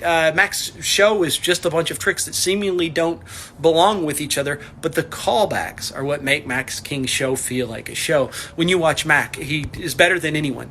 You're on a ride with him. He's enjoying the ride. You're enjoying the ride, but he is constantly having callbacks in the show that mean even though the tricks feel disconnected at times, and he feels like he does a rope trick and then cards to pock, and it doesn't, they don't have anything in common, and he doesn't sort of link them together in the way that I just told you. He links all that stuff together through callbacks throughout the entire show. And the reason callbacks are so important is because they're inside jokes. Ultimately, what a callback is an inside joke that lets me go, I'm part of this group. If you ever watch all the old Monty Python stuff, that's exactly the same thing with Monty Python. The truth is, The Holy Grail's probably not funny. The first time you watch it, it's probably not a very funny film. But the second time you watch it, and you're with your friends, and they've seen it, now you're all inside of that joke. And that's what makes it more interesting. So callbacks are a thing that I don't see a lot of magicians work on. I don't see a lot of magicians write them. But when you figure that out, when you can intro with a joke and then later call back to that same joke, we all feel like a group of people now that belong and know a a thing that no one outside of this space knows. That's the thing. The thing is, as an audience now, we've become a group. The other thing Mac does really well with that is sort of what feels like ad lib. Right? It feels like it's improv, and he just made a thing up because an audience member made a mistake, but he set up that mistake. He's sort of encouraged the audience member to make that mistake so that he can take an advantage of it. But when you see those mistakes and you see him get out of them, like it's the first time he's ever said those words, even though he says it every night in every show, you go, I'm glad I got to see this show. I'm glad that I got to be at this moment in time with these people where this one woman accidentally messed up and signed the back of the card on accident, and now Mac gets to have fun with her and I get to see that. I'm lucky that I get to see that happen, right? So that's just a couple things, right? Yeah, and then a unique voice. That's the other thing. The thing that I'm really trying to bring to all the performers that I consult with is unique voice. Don't go out there and just do somebody else's presentation or somebody else's patter. Don't do their jokes. Write your own jokes, right? And even if in the beginning that's hard to do, I get it. But just change the jokes a little bit. Play with the timing, play with the pacing, play with the scripting of the joke a little bit. There's hack material out there that works, and I understand that's why it ends up in shows, is because those jokes work. But think about how you would deliver those jokes and think about how you can change those jokes. And as you start to do that, you'll learn how to be funny in your own voice. You'll learn how to be interesting in your own voice. You'll learn how to be magical in your own voice. But just take the time to sort of put a little bit of a spin on those things. You guys see me do this all the time in the unboxing video, right? Like where I take a trick and instead of doing it exactly like they teach me, I say, well, like I just did it with traveling dice today. What if a traveling dice makes a loud click when you do the move? I didn't like it. I said, how can we eliminate that loud click? We came up with the idea of dropping it on the glass, and at the moment it hits the glass, the mechanism sort of fires, and now it's all hidden. You hear it bouncing around on glass, and you don't hear the mechanism go. But now we're pushing towards a thing that would work for me, right? I'm just trying to put my own unique spin and my own thoughts on a thing. And that's the real key, right? Is to make it you and not to make it exactly like it looks on the box. Because if you make it look like it looks on the box, there are some people that sell tricks that are very elegant and look very elegant, and you're going to do a trick that looks very elegant. And then there's some tricks that are designed to look sloppy, like the slop shuffle. And it doesn't make sense to do like beautiful Zorro shuffles and then to do a slop shuffle. And even if you tell the story about like, I saw a guy do this once, it still feels awkward, right? It doesn't feel like you, and you have to sort of find that voice and find what you, and all that comes through the most important thing to talk about, and that is just do it. Just perform, right? Just go out there and perform a lot and get that flight time. That's the key to all of this, Zach. It's a great question, but you know as well as I know, when we create a piece of magic and you put it on stage, until you've done it 10 times, we don't know what it's going to look like and we don't know where it's going to go. So just doing those things helps, right? Doing it over and over and over again. And that doesn't just mean as a performer on stage. It also means that as an amateur. So if you want to do tricks, go out to a bar, go out on the streets, find people, do that trick 20 times. And I promise when you finish the 20th time, you'll be better at it than you were the first. And it'll have a little bit more you in it. It'll feel a little bit more like you and feel a little bit more like a thing that people want to watch, because truthfully, they're just there to spend time with you and to learn more about you, and that's what this whole journey is about, right? Giving them a memory that sort of comes from you, even if they don't remember you, they at least know that thing that happened that one time in that one place, and I think that's kind of special.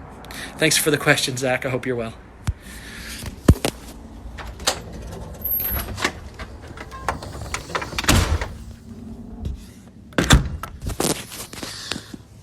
So that's a great question. I don't really get nervous that much when I perform, right? Because I sort of don't really care if I make a mistake or mess up. The one exception to that would be when I was on Fool Us on season 3. I wasn't supposed to be on the show. I was actually out there consulting with another performer, and then I was about to go home, and they called me and they said, "Hey, will you come back and film for the show tomorrow?" And I was like, And it was because there was an accident with another performer, so you had to bow out. So they were looking for somebody to just fill in. They knew I was in town. They liked me. It all seemed to make sense. So then I left. I was literally at the airport when I got the call. So I left the airport, went back to the space. And when I got there, they immediately said, "Well, come down and let's run you through rehearsal. Show us what trick you would like to do." And I was doing Position Impossible. And I just remember being in that room with the directors and Mike Close and Johnny Thompson. And I performed the trick, and it wasn't good. It wasn't funny, and the trick didn't even work. I probably hadn't messed up Position Impossible in 6 or 7 years at that point, and then I just messed it up in the rehearsal space.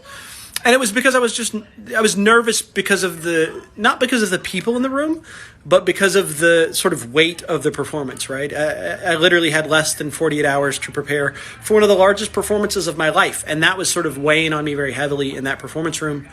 And in the rehearsal space, and that I was nervous. And then they sort of realized I was nervous. They said, "Come back tomorrow morning. We'll run through this again." I came back the next day. Same thing. It wasn't funny. It wasn't interesting. It wasn't good.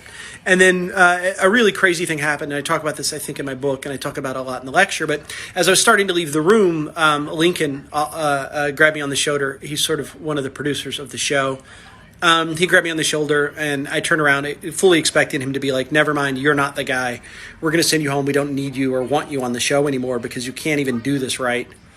And he put his hand on my shoulder. I turned around, and Lincoln said, "Hey, Brent, do I look nervous?" And I thought to myself, "No, why would you look nervous, Lincoln? I don't really understand that question." And he said, "Well, I'm not nervous, and you shouldn't be either. Just go out there and do what you do." And then the next thing was on-stage rehearsal and then me filming. And for whatever reason, I didn't know Lincoln very well at the time. I know him a little better now. But when he told me those things, I just got it. It just all snapped, and all my nerves went away. And when I did the dress rehearsal on stage, once I was on stage, it felt like a real performance, right? That rehearsal room is intimidating because there's just 5 or 6 people staring at you and writing notes and not really laughing, and it's a hard room to work. But all that went away when I got on stage, and then what you see next is me performing on season 3 of Fool Us. With literally less than 48 hours to prepare, which is crazy because when I think about it now, I spend months, sometimes 6 months working with performers to get them ready for the show, thinking about every line, every bit, every moment. And I had less than 48 hours to do all of that by myself alone in Vegas, which was sort of crazy. But that was the only time I've ever remembered in recent years being nervous about a performance and being like, this is going to be tough. And I wasn't even really nervous performing there. I was only nervous in the rehearsal space. Because I just wasn't ready, but that's the adage, this quote in the book that nobody's ever ready. That's the truth. You're never ready for any opportunity that you've been given. But you just have to say yes. And yeah, that's what I did. I just said yes and stood up, and with less than 48 hours notice, I put up, my performance that you see now, which is now, I think just last week, has over 2.5 million views on YouTube, which is pretty crazy. And I did the best I could do. If I could go back and change it, there's some things I would change about it, obviously, but I can't, and I'm happy with where it's at. Great question. So, Mark, this is a good question. I've seen quite a few gimmicked shoes. Usually it's a peek shoe, which means there's a prism or a small mirror that allows you to see the next card that you're about to deal, and then it also allows you to push that. It's called a two shoe, so it allows you to push that card up out of the way so that if you get to an ace, you can now sort of push it up out of the way in the shoe, and now you're holding out an ace. So now you're able to deal yourself as the dealer the ace by taking your second dealing until you get to the ace. Then you pull that one out of that holdout, and then you get dealt face up so you get an ace. Or if you want to bust somebody, you put a 10 card there, and now you're immediately ready to bust somebody anytime you want. So I've seen gimmicks like that. I've never seen one that works with a stripper deck, and I'm not sure how that would work. If this is something you've seen or heard about, or something that you've come up with this idea and created a method that works, I would love to hear more about it. It sounds interesting. I'm just not sure how it would work and function. But I have seen either a deck that has a prism in it or a mirror and allows you to peek the top card and then deal past it, essentially. You push the top card back up into the shoe, you continue to deal, and then you take it out when you're ready to use whatever card you've peeked at. So I've seen that before. I've also seen people deal from under a shoe, which is where you would put high cards literally sitting under the shoe, and then you scoot the shoe back a hair before you pull the card out from under the shoe, if that makes sense. So it's like bottom dealing from under a shoe. It's sort of complicated. Pick the shoe up off the table, spread out 4 aces, and lay the shoe directly on top of them. Now as you're dealing, your left hand is holding the shoe in place as you take cards. And then when you come over to take, your left hand pulls the shoe back a little bit to expose that first spread ace, and you deal it off the table, which is interesting. So there's some interesting things out there. I've never seen one that works with a stripper. Not seen that before, but I'd love to hear more. Hey, Michael, another great question. I think this is about mass consumption, right? If I had one book and I loaned it to you, then you would have that book, and then you would give it back to me. But if I had one download and I loaned it to you and then you loaned it to everyone you know and everyone you know loaned it to everyone you know, the mass consumption outruns the single volume of that book or the single volume of that VHS very quickly. Even back in the day, if you were taking your VHS and popping it into another VHS player and making copies for everyone and everyone was making copies for everyone, I think that's ethically wrong. Borrowing a thing from me, I don't think is wrong at all. You want to borrow my book, you want to read it, I don't have a problem with that at all. I think you could share my book. But then for me, that's sort of ethically the situation. But from the respect standpoint, I think if you borrow my book and you read a thing in there that you're going to do, you're going to perform it more than once, and you go, this is something I really like, I think you then owe it to the creator to sort of pay for the performance rights, and you do that through buying the product, right? So an example that would be my Torched and Restored. Say somebody comes over to your house and you let them watch your video. There's clearly nothing wrong with that. They watch the video. But if they watch the video and they go, man, I love this trick, I'm going to do it all the time, I think they should cough up the $10 to pay me, like $10, right? $12. I think they should cough up that amount of money to buy the rights from me, because that's what feeds the family. And also, if you like my content, sort of allows me to create content later and create more content. If you cut me off as the provider of the source, I stay making content because it stops being profitable, and then the thing that you like, you're no longer supporting. So I think it's sort of twofold. But that's the problem with sharing downloads to me, is that you can click them. I can put them in a G folder, and then I can tell all my friends, and then they can share that link, and literally 1,000 people can see Torched and Restored tomorrow for free, and I don't get a penny from that. That seems to be crossing the line.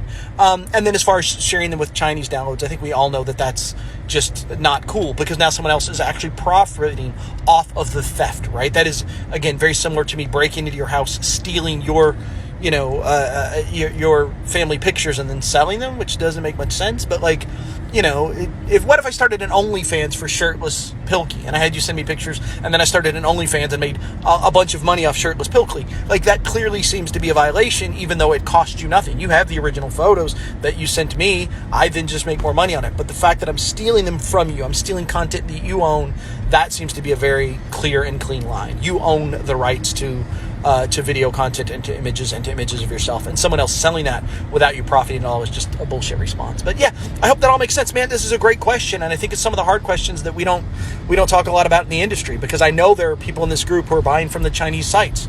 I hope that they understand why it affects us, and why they can't also buy from the Chinese sites and then bitch that brick and mortar magic shops aren't in their town. If you're that dude, leave this group and don't support me. If you're out there, I hope membership goes down from we're 900 now. I hope it goes down to 600 tomorrow. But if you're in the group doing that and you're buying anything from anyone from a Chinese website, you're not supporting me. Leave. You're not supporting me, and you're not supporting creators. And I don't need you in my funnel, right? It just doesn't make sense. And there are some exceptions to that rule, right? There are some exceptions to that rule, which might be there are some really old things that you can't find anywhere, and that would maybe be the exception to the rule. But even then, man, I say if you can't find a copy of Chris Kenner's book, pay the $400 he wants for it, right? Work hard to get it.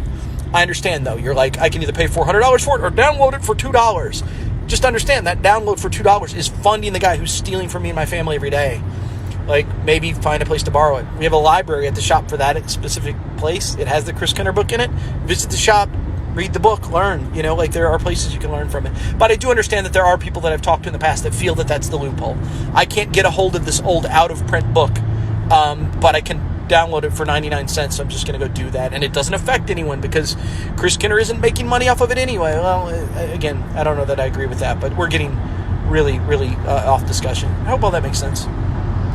So I just got back to the magic shop after a crazy day in the studio with Peter working on this project. We'll talk more about that at some point. But a super amazing day. Peter absolutely crushed that project. And now we're here at the space where we've had painters working almost 24 hours around the clock for the last 2 days. So I want to show you guys what this looks like. This is the magic shop space that we saw. Still waiting for flooring to go in, so that'll probably be this weekend. But this is the front wall, which has been painted this gray color. And then we get into the actual space, which is red and beautiful. And you can see it looks like it's stripes in it. That's actually the chandeliers casting that shadow on there.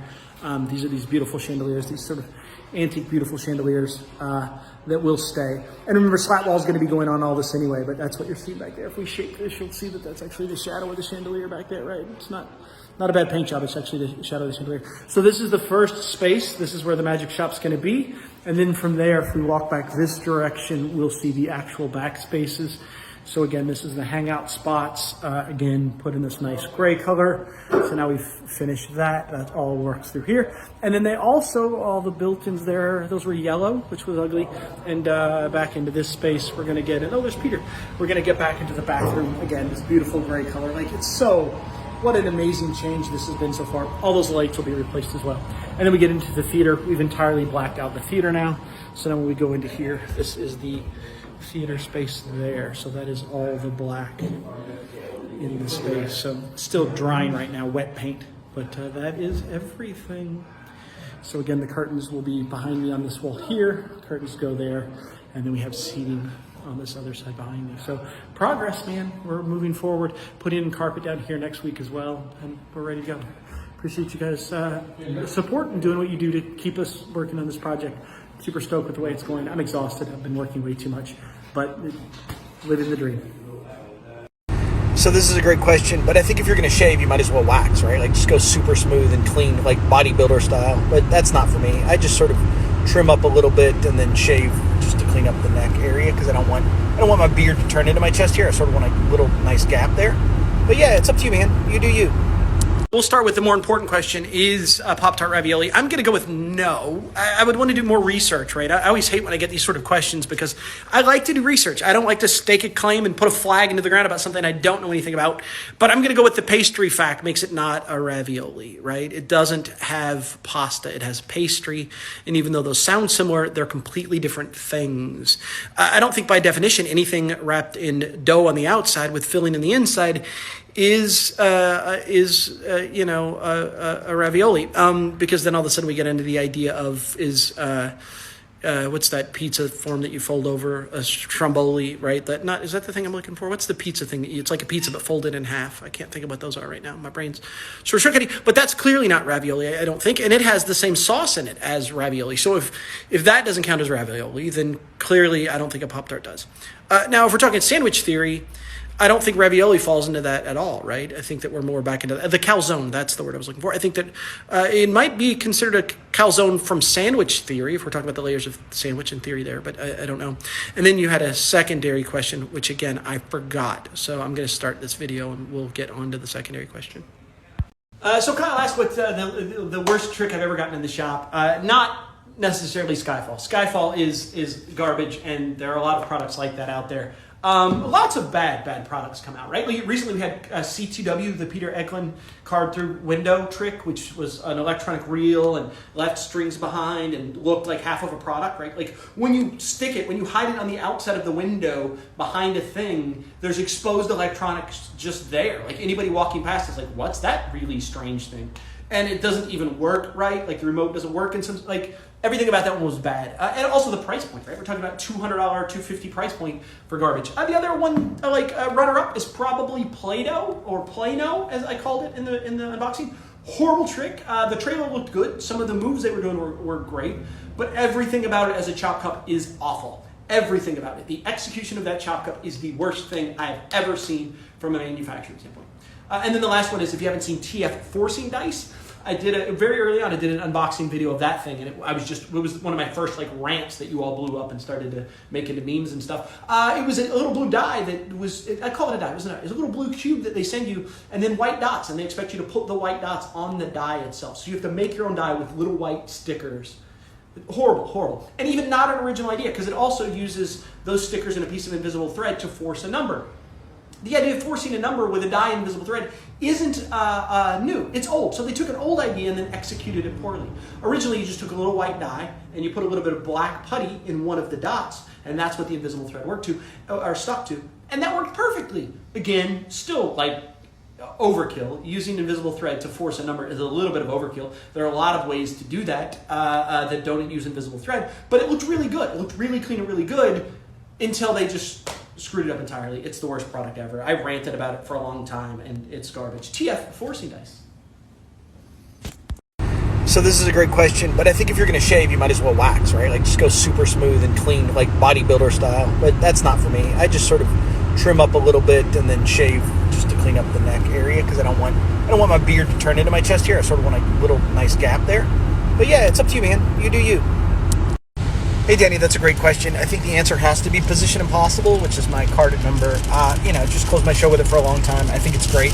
Not necessarily for walk around, but for stand up or close up magic at a table. Like, dude, it just doesn't get any more powerful for me because I don't do anything and magic happens, which is sort of big. So Brandon's question is, do I have any interest in putting on my own 1 hour show? And the answer is no, I really don't. What I really find freeing about, I sort of got into magic because I like problem solving and because I like creativity. And what I really enjoy about consulting for other people is that my creativity is never sort of slowed down because I can create so much stuff for so many people and I can create magic I would personally never do, which is what I really found interesting.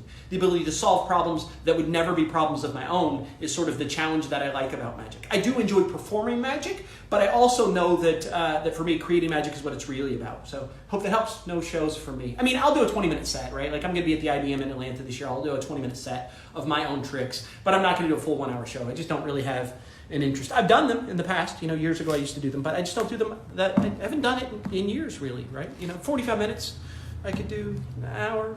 No, not really. Hope that helps. So the question is, have I ever watched Baywatch? Look, I grew up, I was like 12, 13 years old when Pamela Anderson came on the scene. And man, like those high-waisted swimsuits, where they were cut all the way up the hip and stuff in the 1980s, like that Jane Fonda high cut was like, for the 14-year-old boy, 12, 14, I don't know how old I was, but man, I loved Pamela Anderson. She was incredible, everything about her. So yeah, I watched Baywatch, and also weird, like I also grew up really young watching Knight Rider, right? So David Hasselhoff is like a fucking celebrity to me. Like I know you're supposed to be German because they love him in Germany or whatever, and you're supposed to be German, and maybe that's it. Like the name Braun has German descent in it, so maybe that's why I love David Hasselhoff. Maybe I just love him because he has good hair, but I think most of it comes from the fact that I really loved Kit, the car from Knight Rider. I don't know if I'm talking out of turn for people that don't know, but it was a car that could talk and drive fast by itself, and it would come out the back of a truck, and it was amazing. So I loved Kit. Kit then sort of led me to loving Hasselhoff, who then led me to loving Pamela Anderson. So yeah, I watched Baywatch. Not enough to know any of the plots or premises or what happened. I just remember that Pamela Anderson ran in slow motion a lot. I hope that answers the question. Violet, that's a great question. What is my favorite thing to do to relax? I don't relax. It's just not built into my body. But when I do, it probably has to be like, I don't know, playing board games. Like I enjoy playing board games, but that's like doing for fun. I don't know that I relax very well. I need to get better at that. I should. I don't know. Do I relax? Yeah, I don't know. That's a great question that now I have to contemplate and figure out what I do to relax because I'm not really sure I'm capable of it. Huh. Now I'm sort of stressed out about the fact that I'm not capable of relaxing, so now I won't be relaxed. But maybe I'll figure that out later. So the first trick I ever learned was a card trick that my dad taught me when I was young. I didn't really become a magician and start studying magic till I was 22 years old. But when I was about 11 or 12, my dad showed me a card trick. Subsequently, he learned that card trick from a gentleman named Tom Rady in science class, I think. He learned that trick in science class, and then later on, Tom Rady is still a magician, member of the IBM, so later I meet him at an IBM national convention. Now he visits when he's in town. He's a member of the group. Crazy story. But the guy who taught my dad magic re-entered my life some 40 years later, which is pretty nuts. And didn't teach my dad magic. My dad didn't know magic. He knew one trick. And it is the trick where you use the glide. Was this your card? No. You glide and put it on the bottom. Then you hand them a stack of cards between their thumb, and then you smack the cards, and all the cards fall to the floor except for their selected card. That was the first trick I ever learned. And I learned it to do it as like in bars and, pool halls and that sort of thing, just to sort of, take money from people. Which was fun. So that was the only trick I knew for the longest time. I did know a lot of bar bets and a lot of like trick shots on the pool table or billiard table and that sort of thing. Did know some of that stuff. But as far as actual tricks go, that would have been the very first trick that I learned, and never even thought that I would become a magician. Just learned that one card trick, did it a lot. People liked it. That was the thing. And then when I was 20 years old, I walked into a magic shop. All that changed, and I learned more tricks. So that's a great question. I'm a huge fan of the Zorro Shuffle, and not always the traditional Zorro Shuffle. People ask all the time about where you should learn the Zorro. I believe you should learn it from Herb. There's a DVD set that you can get out there where it's like 2 DVDs where Herb teaches you all the variations that he knows about. That's where I think you should learn it. But if you learn the Zorro Shuffle, there are some interesting sort of variations of it. This is a variation of it I came up with a long time ago. I have never published it. I don't really show it anywhere outside of the shop, but I thought you might be interested in seeing it because it's got a nice little punctuation at the end where you get to actually bridge the cards, which is a thing you don't traditionally get to do with the Zorro. But the nice thing about a bridge is when you bridge a deck, that seemingly is memorable for the spectator. They remember that as the punctuation moment. So let's get down here. So that's the traditional Zorro Shuffle. Then you get this. That's the bridge at the end. So let's do that one more time. We'll do a little shuffle like this. Give it a little bridge like that. And that is it. That is the Zorro Shuffle with a bridge. Hey, Ben, that's a great question, and the answer is no. We're not interested in franchising because, as I mentioned earlier in one of these other videos, it takes somebody that's passionate about running and working in a magic shop in order to run a magic shop. So inevitably, when I've been in magic shops that aren't great, it's because I walk in and the kid behind the counter has no interest in selling a Svengali deck. He has interest in showing off the newest move he's learned or the newest cool thing, or he's a non-magician. So you have to love selling Svengali decks to really work and make a magic shop profitable. And as I've said since day one, when you buy from us at brickandmortarmagic.com, what you're really buying is access to my time, and my time is limited. As you start to expand and get bigger and bigger, I think that's when businesses start to fail because they're no longer putting the heart and soul of the individual in it. They're no longer doing these sort of AMAs because I would be off calling franchise owners and talking to people and working on stuff that I don't enjoy doing, right? I don't enjoy the business side of business. What I enjoy about this business has nothing to do with running a business. If I wanted to just run a business or franchise, I would probably open Subways and have 300 of them, or McDonald's or something else that would make me profitable and make me way more money than a niche thing like a magic shop. I run a magic shop because I love magic and I love magicians and I love getting children, kids, anyone who's never been into a magic shop. I love getting them interested in magic and sort of planting that seed with them and giving them a moment, right? Like a lot of us have stories about being in a magic shop in Disneyland when we were young and seeing the very first magic trick we've ever seen. And I like giving people that story. I sort of talk a lot about it in Plots, Pulleys, and Other Cons, my book, is that what I'm constantly trying to do is leave people with a memory. And not a memory of me, not a memory where they say, I saw this guy, Brent Braun, but a memory where they say, man, one time I was in Indiana and I saw the most impossible thing I've ever seen. And that's the memory I want to give them. And it's hard to do that when you, but my point is, that's why I do this every day, not because I want to make money. And again, we do make money. We're fine, but we don't. I'm not in it making decisions just to make money. So franchising for me is tough. You know, I would mentor. If somebody came to me and said, "Hey, Brent, I've got $60,000 that I want to dump into a magic shop," and they wanted my help running it, help getting it off the ground, I would consult for that and I would help them understand it. But the first thing I would do is help them understand how much work it is and help them understand that what that means is even when you're busy and you've got other stuff going on and you're having a bad day, when that 5-year-old boy or girl comes in the door, you have to drop everything and show them a magic trick because they deserve it, right? And that's how we create magicians. And I just see a lot of people miss that. That's why I don't really have employees here, is because I want to make sure that everybody that comes in the door gets my full attention and that gets to see what I think they should see, right? Gets a moment of magic that's powerful, even though I also know that the majority of them are going to walk out and never even buy what I showed them. That doesn't matter. I'm trying to give them the experience, and then that experience eventually leads to sales, which is awesome. But yeah, no, I don't like the headaches. I don't want the headaches of employees. You know, it's just not a thing I'm interested in. Before I did this, I ran a company, sort of high-end design center. So we did kitchen remodels and lighting sales and like had a showroom, and I had, 12 employees underneath of me and $12 million yearly sales goals. And I didn't enjoy it. I enjoyed the people. In that process, I enjoyed the people. But the process of problems, I think that's what it comes down to. I don't problems, scalability comes with problems at scale. And I don't really like solving that. I like, if we have 10% problems, then all of a sudden if I have that in 2 locations, I've got twice as many problems. And then 5 locations, I've got 5 times as many problems. And now I'm just ranting about problems. But that's not what I like. I just want to show somebody a trick. Yeah, magic. That's all I want to do. Daniel, this is my favorite type of question to answer because I know the answer. You know, we've been getting a lot of these like crazy questions today that I don't know the answer to. But 100%, if I could only sell one magic trick for the rest of my life, it's the Svengali deck every day of the week because I think it fulfills everything that a beginner to Magic needs. And it also fulfills that in a really clever way. Somebody can buy it, and if they take it home and don't ever even do it, they can riffle it forwards and riffle it backwards, and they see magic. They fantasize that they're a magician, right? Because the method is so clever. But then I also see somebody like myself who can still use it as a professional and fool people. It is that thing that just across the board is an incredibly deceptive method that even though we think it's overexposed, we're wrong. The number of Svengali decks I've sold over the last 25 years is obscene. I love selling them. I think I have probably one of the shortest, tightest, best Svengali pitches that I've ever seen. I think a lot of Svengali pitches are too long and don't close fast enough for the modern audience. So I think if you're buying, you know, an old book or watching an old video on how to pitch a Svengali deck, your routine's probably 4 times as long as it should be.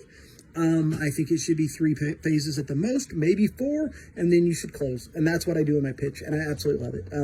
It's my favorite thing to show people. And I also I've done it so many times that I have all the lines, I have the bits, I know when to cut it short, I know when to lengthen it. So I say it's 3 phases. It could actually be 5, depending on the spectator.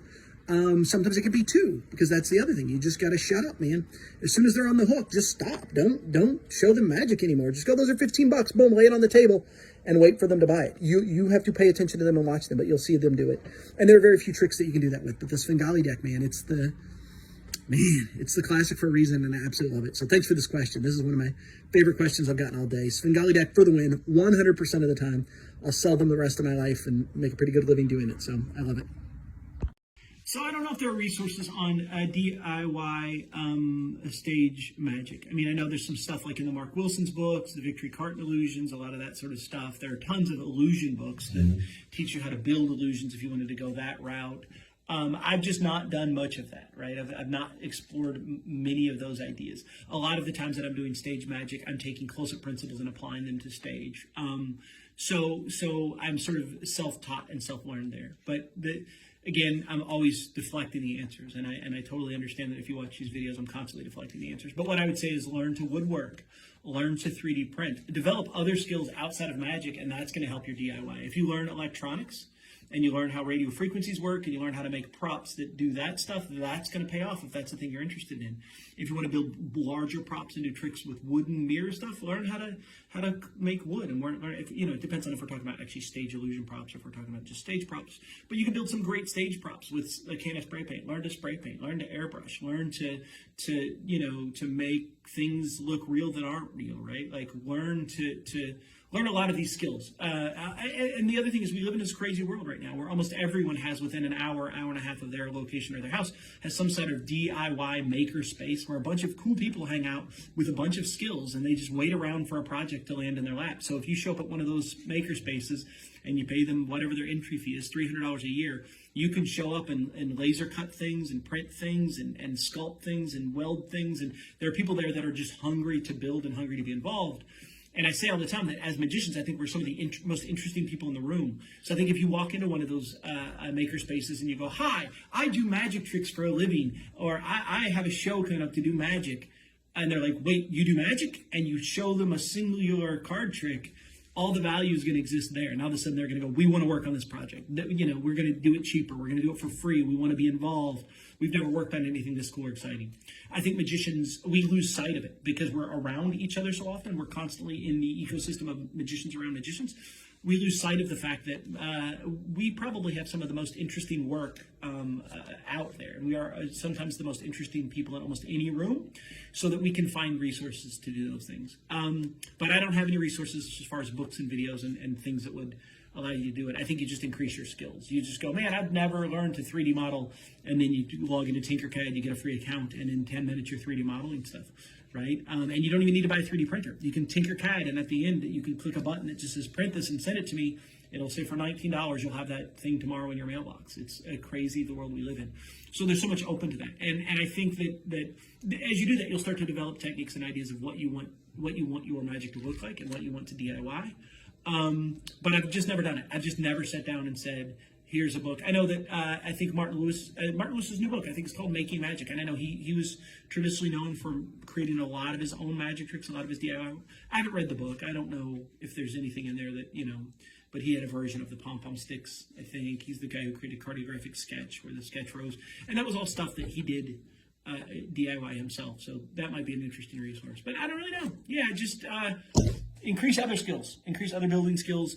Those will come up, and then you'll be able to solve any problem you've ever wanted to solve. And in an interesting way, that's the other thing. Learning to 3D print now allows me to think of that as a solution that I didn't even know existed 10 years ago. I go, I can make a rubber hinge because I didn't know. I'd never printed in TPU until a month ago, and I realized how flexible TPU is.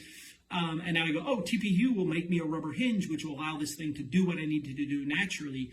And I've sort of, now when I think about things, I have an extra little thing in my cart that is, TPU is a rubber hinge. I can make that, right? And once I have enough of those in my, I can have a table saw. I know I can cut a straight line. I know I can cut an angle. I know I can cut a circle.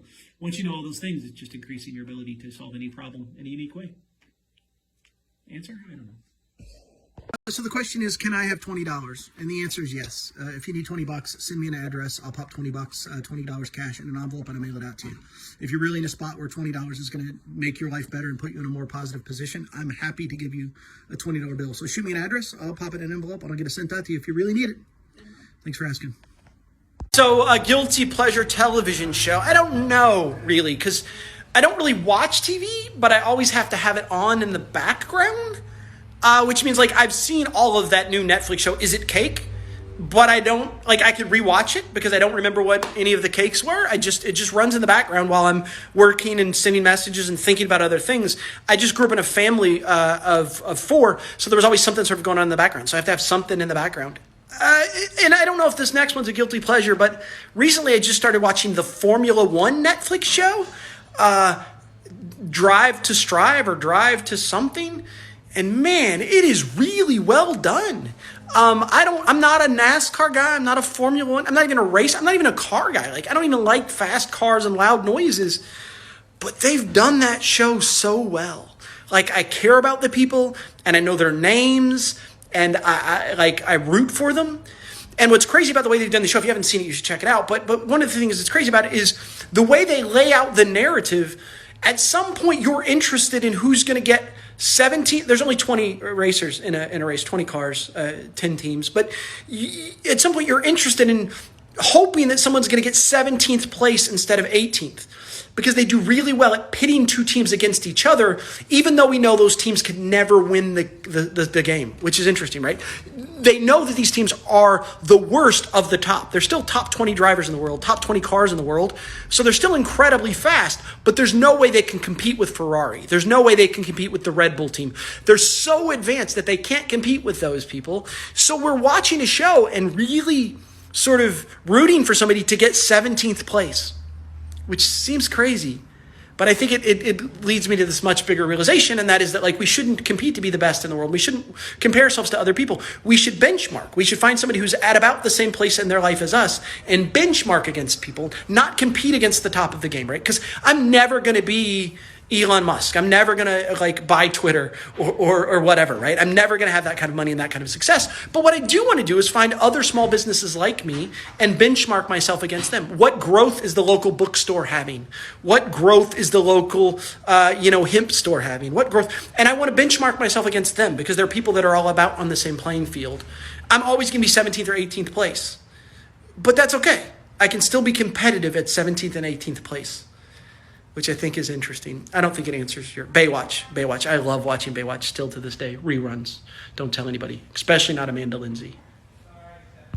Look, it's no secret that my wife is 100% outside of my league. You guys don't know this, but circa way earlier when I was 19 years old, 20 years old, 21 years old, I guess when I met my wife, we were young, 22, I guess maybe, 21 or 22. But when I met my wife, I was just a poor, white trash kid with bleached blonde hair and trying to do magic tricks and making $30 a week doing magic tricks and doing street magic, trying to hustle up a living and doing gigs every once in a while, living in my parents' basement. I was just a horrible person who wasn't successful in life.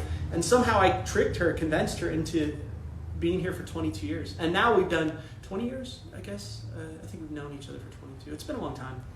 But now she's everything, right? I mean, the kids, she's, she knows this. She just wrote this comment just to make me get on here and get emotional about it. But she's super amazing, right? She's also helpful with Magic. If you see her at our convention, say hi to her. She's coming to Magic Live with me. We just worked that out. That's how much I love her. I love her enough to take her to Magic Live and know she'll stay around even after she meets all you yahoos. So if you're at Magic Live, stop by the booth and say hi. Stephanie will be there. But she does, like part of my whole life, maybe the thing I enjoy doing more than anything else is crazy shit. Just like coming up with a really dumb idea and then just going for it. 3 years ago, we'll open a brick and mortar magic shop. This will be great. At the meantime, everybody's going, no, brick and mortar magic shops are dead. Nobody wants them. They're going out of business. People prefer to buy from big boxes because they get it instantly and it's very cheaper and like all that sort of stuff, right? And I was like, let's do this. And she never once hesitates. She says yes, right? She says yes and supports me through all of it, right? So that's not the only reason I love her. She's also beautiful, amazing, funny, interesting. We have a lot of the same sort of interests. We love playing board games together and sort of solving problems together. And she's perfect, but outside of my league. That's the real thing, right? Like there's no way that somebody like me deserves somebody as amazing as her. But she's sticking around, so it's been good. So how do you land a national TV spot? That's the big question. And the answer is you fail a lot. You suck and you listen. You send a video and then you ask why they didn't like it. You send a video and you don't hear back, so you send 5 more. You just continue to do this until eventually somebody starts to pay attention to you, right? That's how you get on whatever television show you want. Obviously I speak from the direction of Fool Us, because I've gotten so many people on that show over the last 2 years that it's sort of incredible to even think about how many people I've helped get on that show. But a lot of those people were pitching in season 2 and didn't get on until season 6 or 7. And that's because they were willing to continue to pitch. And in those 4, 5, 6 years that it took them to get on the show, they were also outworking and getting better. TV in general, especially these sort of national network channels, it's all about opportunity that arises and that you're prepared for that opportunity, right? You don't know when it's going to be, what it's going to be, but you have to every day not think about that necessarily, but think about getting better at your craft. As you get better at your craft, it's going to be easier for you to impress someone on a video enough for them to go, man, this person's really good at their craft. This is a craft we want to share with a large amount of people. What we're essentially doing here is that to do Magic Trick for 3 to 5 people, you don't have to be great, because it's 3 to 5 eyeballs. You're not, there's not a lot of investment. There's 3 to 5 people watching you. But when you're going to do magic tricks in front of 10 million people on America's Got Talent, in front of 1 million people on Fool Us, you have a lot of attention and a lot of eyeballs on you, which means it has to be good. It has to be next level. So the first thing you do is level up and get good by doing as many shows as you can, everywhere that you can. And then in the meantime, start to pitch anytime you can. Pitch to television shows. People say all the time, oh, I'm not ready to pitch to Fool Us. I've gotten a lot of those people on the show, right? Because they're not ready. But if they're willing to work hard and they're willing to listen, then we can get them there anyway. So that's it. Just be willing to work hard, be willing to listen to other people, and take criticism well. That's the other thing. Because a lot of producers aren't going to sugarcoat criticism at all. They don't talk to you and go, well, we really like this. They flat out just go, look, it's 7 minutes. It should have been 3. We don't understand why you're wearing that hat. And you're like, whoa, that's it. You're not going to be on the show. No more conversation. And now you've got to go have that conversation with yourself and say, how can I shorten this? How can I make it more interesting? And why am I wearing this hat? If you don't understand those answers, then of course the production team doesn't as well. So you just have to get thick skin and be told no a lot, and then just continue to keep going. I have a rule in Magic and in life, and that is Stephanie hates it, but I like to fail as fast as possible. If I'm going to do a thing, I want to break it as fast as possible so that I have time to repair it. And while everyone else is standing around trying to figure out how to fix the thing, I've already broken it 3 times, figured out how it works, put it back together, and polished it to make it look great. That's what I'm doing while everyone else is standing around afraid to open the thing up, afraid they're going to break it, afraid that it's not going to work if they tear it apart. And I'm not. I just tear it apart. I break shit and then I fix it. Because I'm confident that I'll learn something along that process. Every time I'm told no, I learn something from it. I'm told no, I ask why, and then I learn something from it. So that's it. Go break shit. Just and listen. That's it. Break shit, listen, fix it, pitch it again, break it, fix it, pitch it again. Eventually find the right person, they'll say yes, and you'll be on national TV. Great question, Shirtless Brent. No, never used him in a live show. Never been shirtless in a live show. Again, part of the whole shtick with Shirtless Brent is that you just see his shoulders. So it's sort of like hard to do live. I would need something constantly covering my hairy chest and nipples, because it's not explicit. It's just interesting that I could make people interested in shirtless Brent without ever showing anything but my shoulders, which is kind of fun. But yeah. So I've never used it in a live show. I don't know that if I ever would. But hey, you never know. Maybe no, definitely not. No, for sure. That's a negative. Hey, Randy, that's a great question. I'd love to say that we're going to do it this year, but unfortunately, after I made that post, I originally made that post last year when I was thinking about doing this in March or April, and then life happened. I just found a couple of really big projects, really big opportunities that were not only important to us, but also I think important to the community and important to Magic in general. So I took on those projects, and they've been absolutely huge. For me and for the performers, I'm working with Dustin Tavella currently to launch his show in Branson, and I'm doing all the merch for that. I'm helping write, direct, block, do all the work on that show, but then also producing all the merch. So all the Magic kits, all the shirts, all the stuffed rabbits, anything that he's going to be selling in that merch booth, we're sort of producing and sourcing and importing and going through all that sort of stuff. So it's been a huge, huge undertaking, but I believe it's important. I think that Dustin has important things to say, and I think that the way he says it is sort of going to change the way that magicians hopefully treat and talk to their audience in the future, which I think is important. That being said, if you're looking for a traditional magic convention, go find one. I don't need to rebuild one of those. I think a lot of people would be disappointed when they hear about what the Magic Firm and JMB Magic Shop is going to do as a convention, because it's not going to be your traditional 300 to 500 people showing up to do magic in rooms. That's not what we've ever been about. We've been about fostering community, and I think to do that, we need to do that in a small space. I built a small space. This theater seats 32 people. I think if and when I do a convention, it's going to sell 32 seats because it's not for the money. It's because I want 32 people to come together once a year and to really become a community and really leave knowing that they can email everyone else in that room and communicate with everyone else in that room and grow better with everyone else in that room. And I think that might disappoint a lot of people, because a lot of people go, oh, I'm going to come out to that. I can't wait to see who's going to lecture and who's going to talk. And to me, those are the least important things. Obviously, I have some amazing friends in Magic, so I already have people signed up that just don't lecture, and it's going to be incredible to watch them perform and listen to them talk for hours. So I think that's going to be a huge part of it, of course, but that's not what it's about at all. It's not going to be a traditional Magic convention. And then people go, well, if you only do 32 people, then everyone in the group can't get in. I understand. The plan would be to do 2 conventions a year then with another 32 people if that's what we need to do. But I want to bring them in this space. I want to feed them. I want to house them. I want to host them. I want to share my life with them. I want to share the world with them. I want them to share that with each other. So Magic Convention, maybe that's a bad thing to call it, right? Like I don't know. We could call it the Magic Firm Retreat and sort of Jack on Vanishing Ink style, but it's also not a retreat, right? We're not going to Africa to let you look at elephants. That's not what it's about. It's about spending 3 days together with people and building a sense of community with those people that have sort of the same outlook on magic, or maybe not the same outlook, but have the same desire to know that magic can be more than it currently is, and that we can grow it into something that's incredible.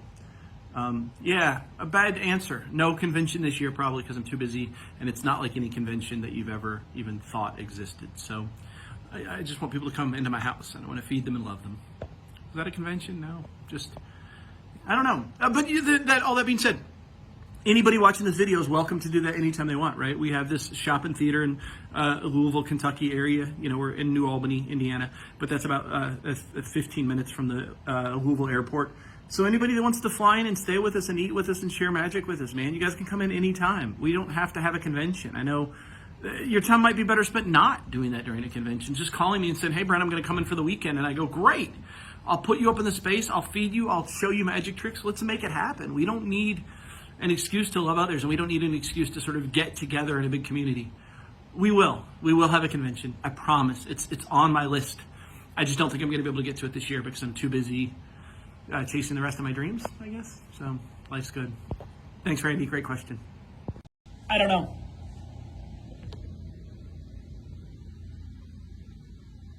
That's it. Yeah, I don't know. I got nothing else to say. I don't know why there aren't more magicians doing shows in other countries, right? It's not a thing I've ever thought about or until this moment ever even realized exists or is happening or isn't happening, right? But I would say from the same standpoint, I don't see a lot of foreign magicians doing shows in the EOS either, right?